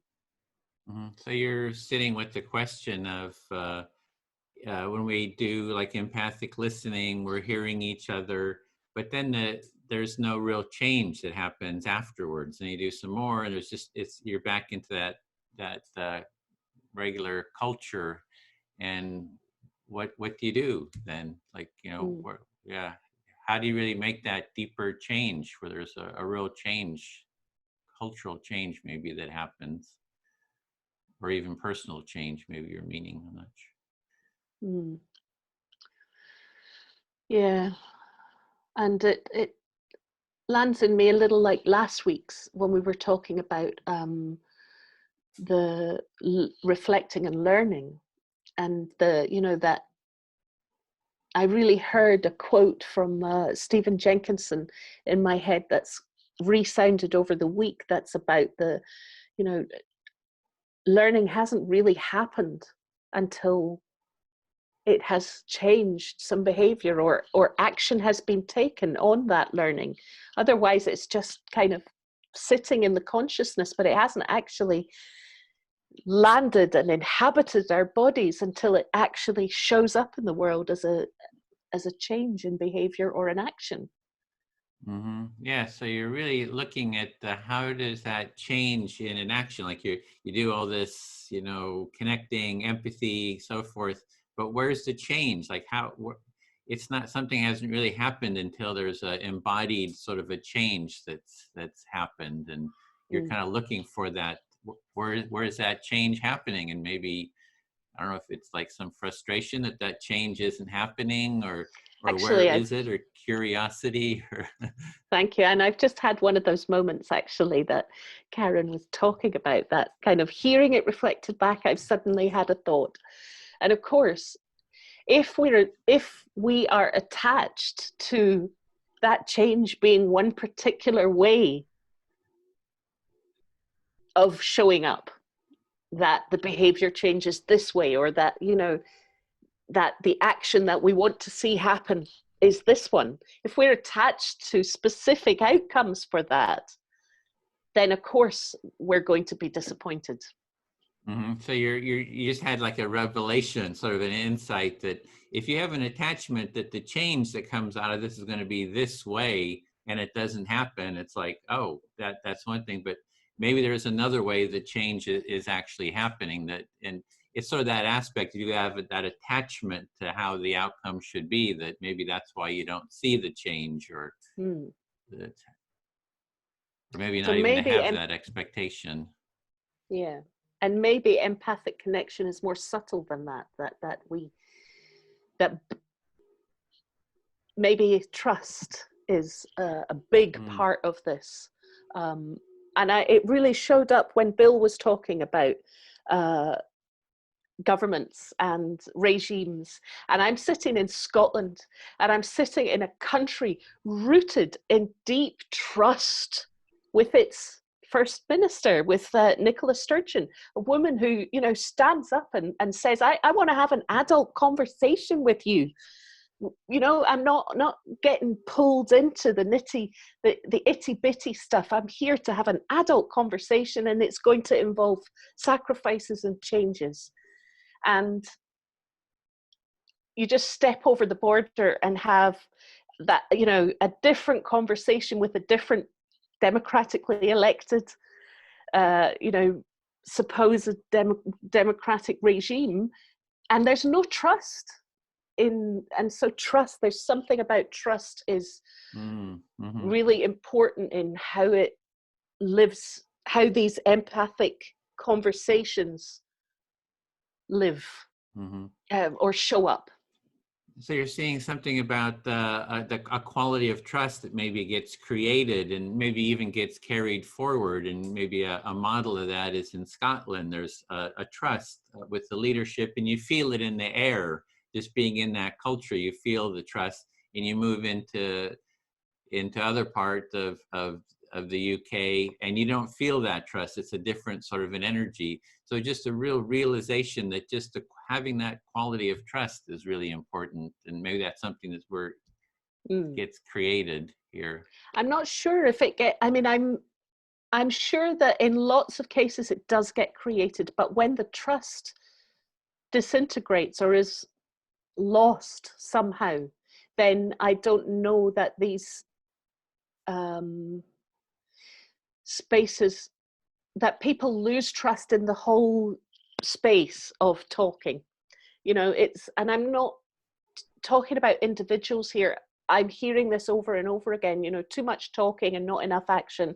You know, oh, these talking spaces are over, well and good, but they're not getting us doing things. And it's like, you know, there's something about when the trust is lost, maybe there's something more asked of us than in these talking spaces. Mm-hmm. So there's a criticism of dialogue in that, yeah, you got to have some kind of an action, and there's some quality of the talking space that you know, people want to see action, and if there's not trust, I was just noticing the time. It's just the top of the hour, so I just kind of distracted me a little bit. I hope I got the essence. Yes, that was it. I felt heard. Thank you very much, everyone. Okay, well, I'm going to hit the close all rooms. So just because of we have 60 seconds before we are moved in there. So yeah, thanks everyone for this really lovely discussion. Really appreciated it. Yeah, I really have appreciated the circle of this, the way it's all fed in. Beautiful. Thank you. I have a lot of responses too. So I'm sorry. Our time is up, talking about time. So see you in the main room. Yeah. So.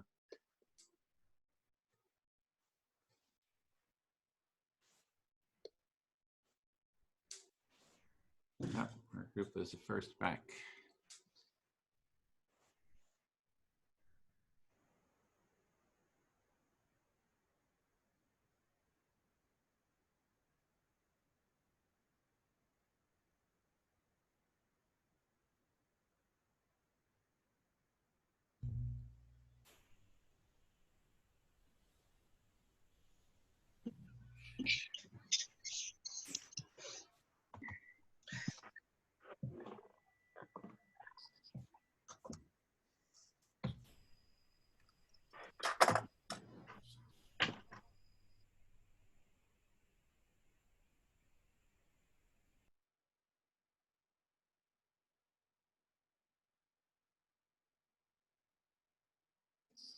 Okay, Bill, everybody should be back. All right, I see 22 people. Okay, great. Well, welcome back. What we'll do now is that we'll do a short, take about a minute or so, and just a kind of reflection or, you know, about your empathy circle experience. And I'll just go around my screen and I'll start with April. Oh, okay, yeah. Warm, insightful, full of trust and connection building. I really enjoyed this conversation. It's really helped me have a few light up moments. Yeah, this is a tricky principle, and yeah, keep working with it. Thank you. Thank you, April. Karen. Yes, that was really interesting for me because this is the first time I am having a circle about the principle. We didn't do that in France for the moment. And that's really interesting. I think we have to experience it as well for the tensions we have right now. Thank you. Thank you, Karen. Edwin. Yeah, needed more time. It's just getting warmed up. So it was just some things were mentioned that I would just really, would love to have kind of addressed them. And our group went into sort of into the nature of empathy, as being a way of kind of hearing everyone. There was so empathy being a sort of a cure or a way to address oppression, which was one of the things that came up. It's a mindset where people might feel like they need in the groups, they might need to feel right, they might be judgmental, rigid, and that empathy and curiosity was the way forward with for fostering a connection. And also for addressing power. It's a way of addressing power. And there's different problems that came up, and with people being banished in some groups, talked about that, and how maybe an empathic dialogue would be a way of addressing. So I kind of translated everything into the kind of the empathy sort of framework of what we were doing, and how empathy could really welcome everyone and every part of everyone. That's it. Great, thanks, Edwin. Fran. Muted, Fran? Yes. There you go. Yeah, I very much appreciated our sharing. It's lovely, and it always is. And something that I'm struck with, actually, that I didn't say anything, but is this crisis we're in at the moment. One of the things it's given us is this wonderful opportunity of hearing people from such a wide area, and that ability to, that opportunity to learn something more about people that perhaps we didn't know anything about. It's wonderful. So, yeah. Great, thank you, Fran. Dean. We reviewed in the group the weaponization of the rule,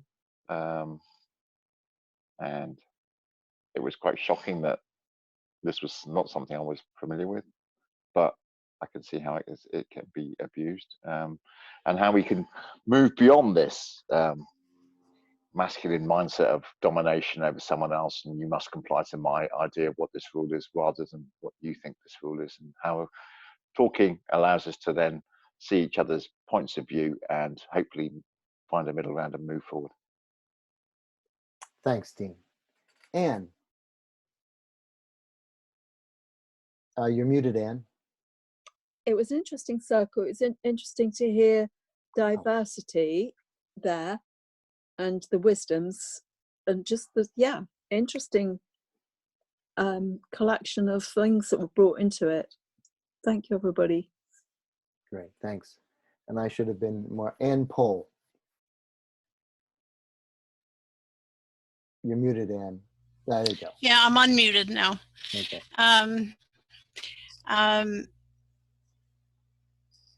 We had a very interesting conversation. It was an interesting mix of people. And I suppose the one thought that really has occurred to me through the discussion that will stick with me, one of the thoughts is the concept of being welcoming, learning how to be welcoming as a spectrum. So, and the need to push toward the edges to get to the full horizon, but a spectrum of capacities that we need, and of practice. We have to practice. Great, thank you, Anne. Carolina?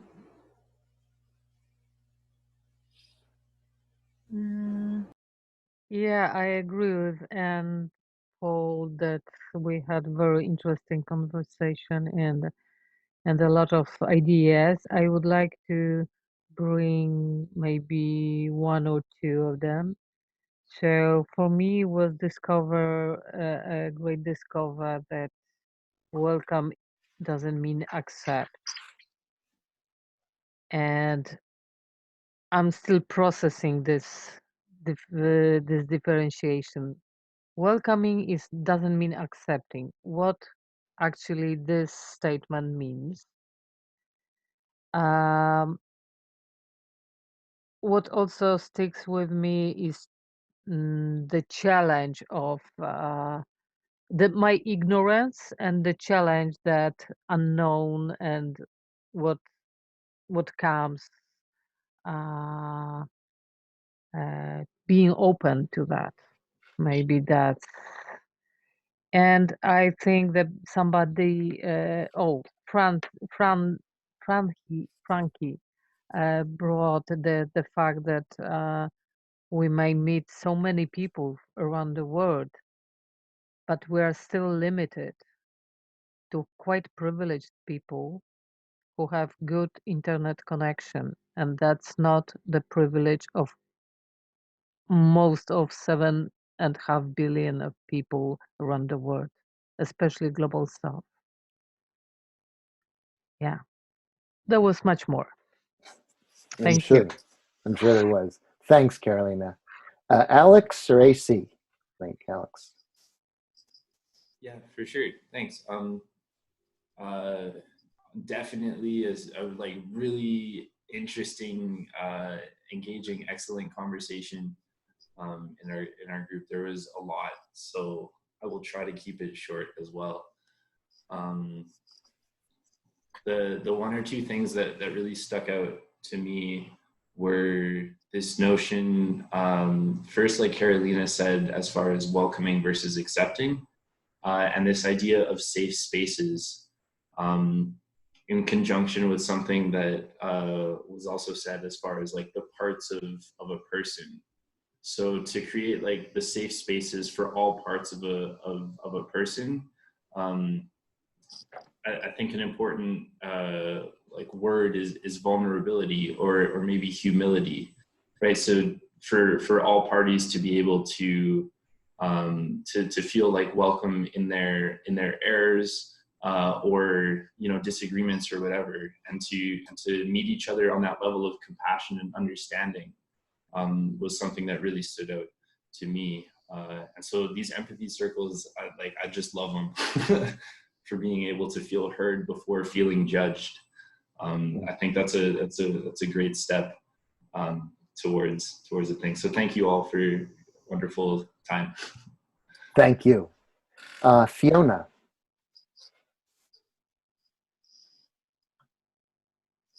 Hi. Yeah, it was just quite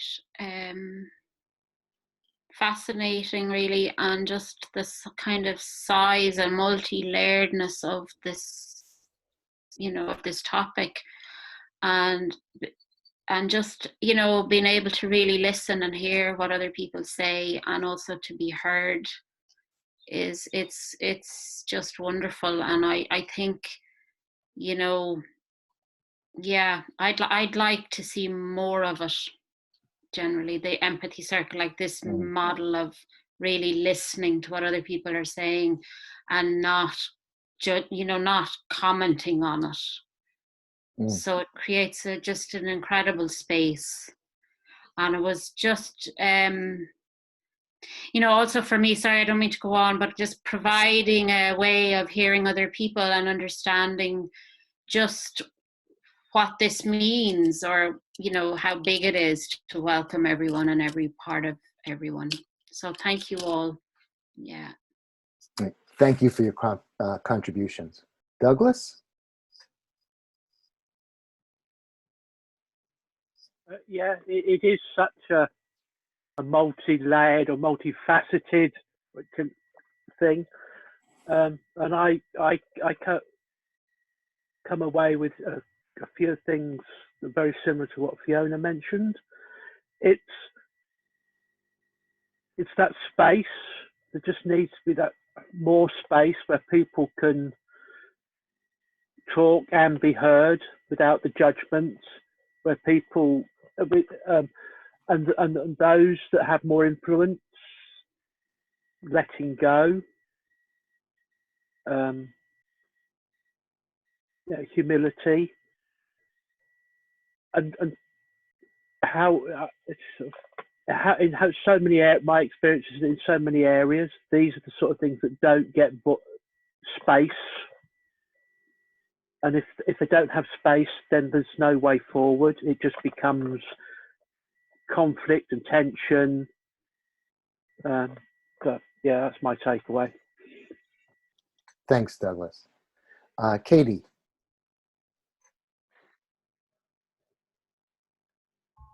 Hi. Yeah, I'm not really sure actually what I'm thinking of my processing. It was very interesting circle, and quite a few different things came up about diversity and inclusivity. But I'm still thinking about it, so I'm not going to say anything else. I don't think I'm going to just go and think about it. But Okay. thank you very much. Thank you, Katie. Marguerite. Yes, yeah, we talked a lot about inclusivity, and it was Douglas who said it shouldn't be coming from the marginalized groups of how to do it.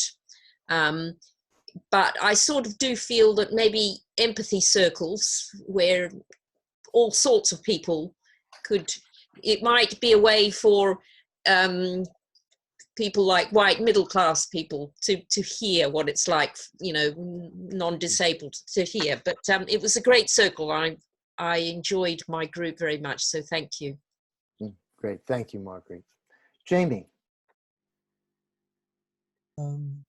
Yeah, there's a lot of interesting things. I suppose what was most interesting to me was like people's different ideas that came up kind of all throughout the whole thing of how this principle connects to the other principles.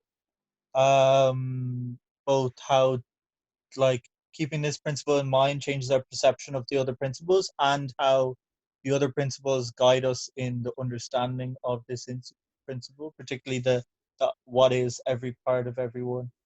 Yeah, so thanks to the people who were, everyone in my group, the people who reflected back to me, and the people who allowed me to listen to them and reflect back. Thank you very much. Thanks, Jamie. Marta. Yeah, lovely share. I'm meeting lots of new people. One thing, so there's the problem with the we. When we say we, who is the we? And in XR, who is XR? XR does this, XR, you know, is it, am I part of that? Am I not part of that? Who is, who isn't? And then there's this idea that XR can't be everything to everyone. Like it can have a certain intention, but it's, yeah, then we also need to be honest about what it can be and what it can't.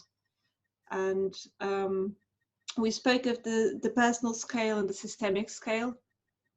So, you know, where the work, it's important to do it at systemic level, and sometimes we can't, so we work on the personal scale.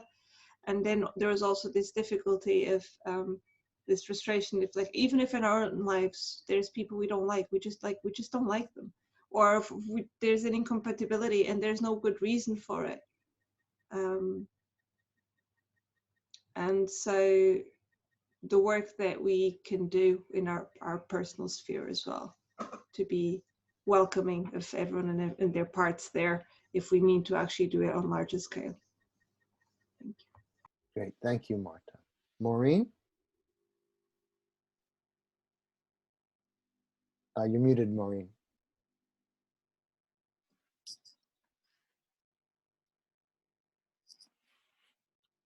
Something came up which I wasn't aware of, in fact, that in the States, there's some kind of second group, a group who wants to have a principle around Indigenous people. And the information that the bit that we got through was that you know, there are two groups in the States. One who wants the 4 principles, is it, and the other who wants 3. So I'm just, we were just reflecting on how these kind of situations in relation to conflict resolution can be negotiated, harmonized, or whatever. Because breaking up into 2 groups is well, how will it make the group less effective in its core principle of protecting the environment and climate change? Yeah, that was one of the things that struck me at our meeting. Thank you. Thanks for your contribution, Maureen. Michael.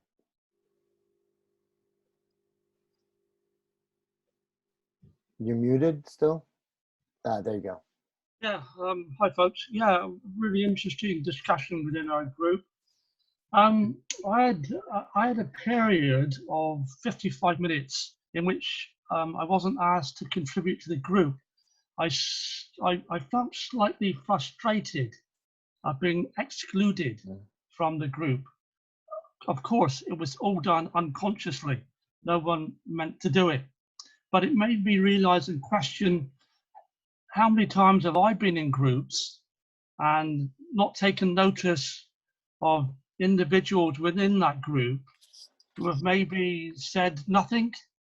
So it really made me, I felt a little, quite excluded, not because of the participants. They were all great and we really had some interesting comments. So that's something for me really to work on and be aware of, that in any kind of group you have to include, literally everyone within that.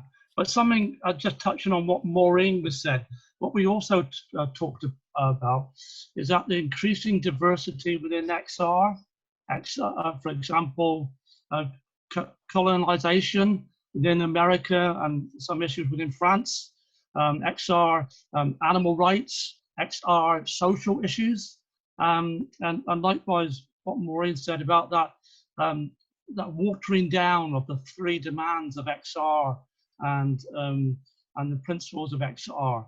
So it could be a danger, as we know in America. There's a split opening up and some members wanting a fourth demand for Indigenous people, poor people, people of ethnicity, which is worrying because it could water down the rights of XR. And the last point really is,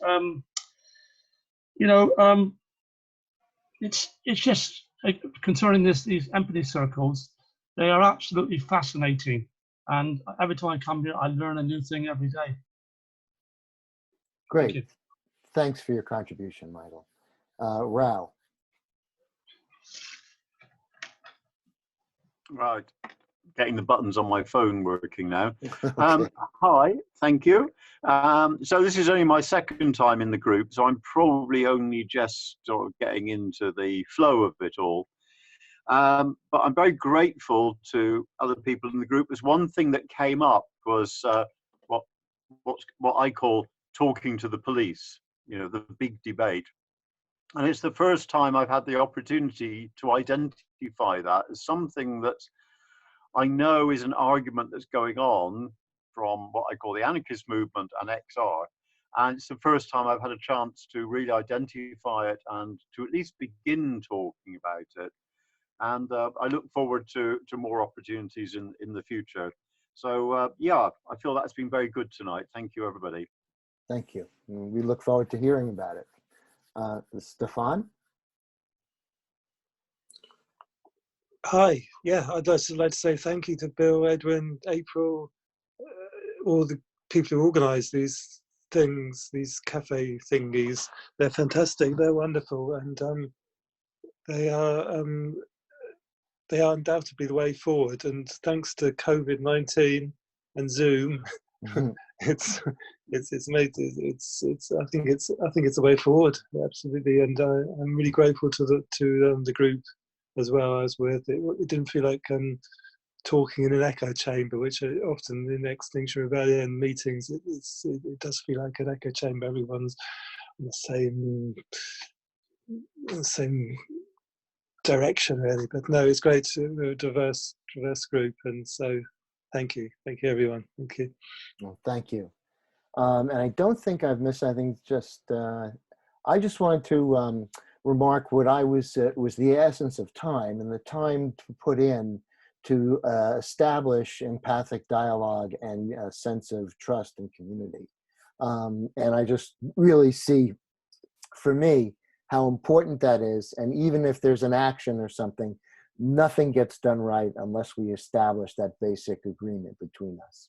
So that's all I have to say. I think everybody, is there anybody else? I have two screens here. I believe everybody, it's just Edwin's second laptop, and I think everybody had a chance to talk. So I just wanted to say thank you, and just to invite Marta, Carolina, or Edwin, or Anne, if there are any final words that they have, or April, I'm sorry. Anybody have any final words?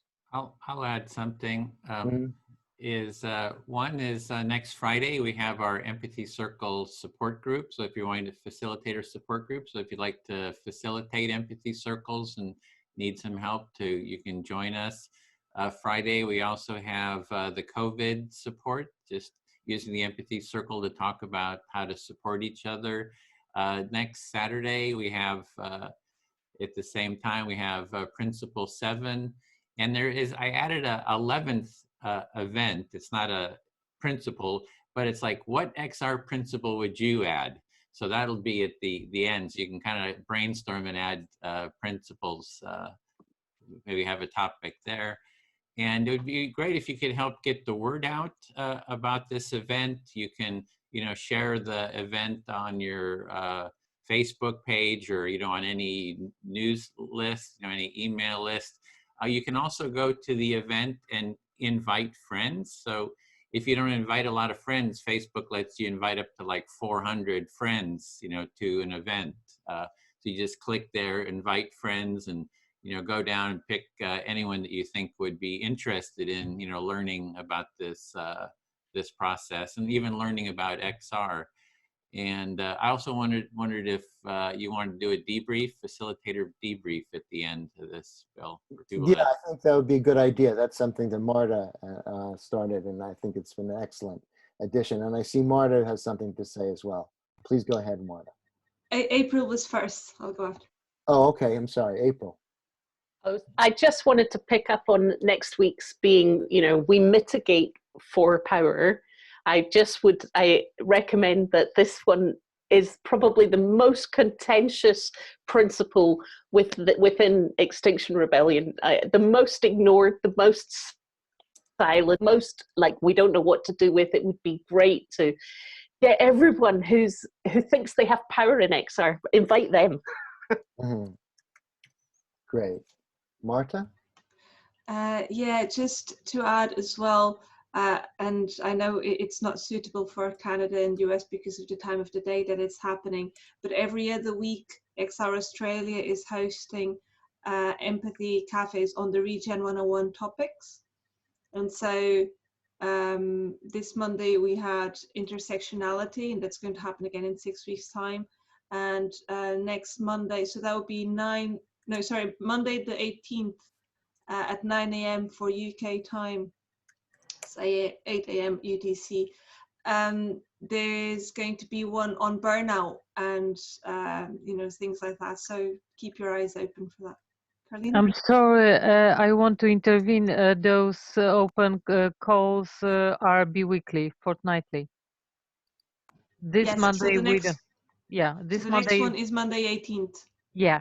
Yeah, so And Monday 18th. obviously, every Thursday we have at the same time our open region calls, also empathy circle supporting at the same time it's 8 a.m. UTC. Okay, great. And did I miss anybody else? Does anybody else have any last words? Well, maybe I will add that all those informations are on our Facebook working group on Facebook. Okay, so this is the place when you can find all those events on Empathy Circle Working Group, Facebook. Edwin just post the link to this group. Thank you. Yeah, so you check that in your chat. Edwin posted the link. Okay, and we are on time. We are honoring your time. So Have a wonderful week. Hope to see you in a lot more of these. And take care of yourself and your family as you go out into the world, or stay home.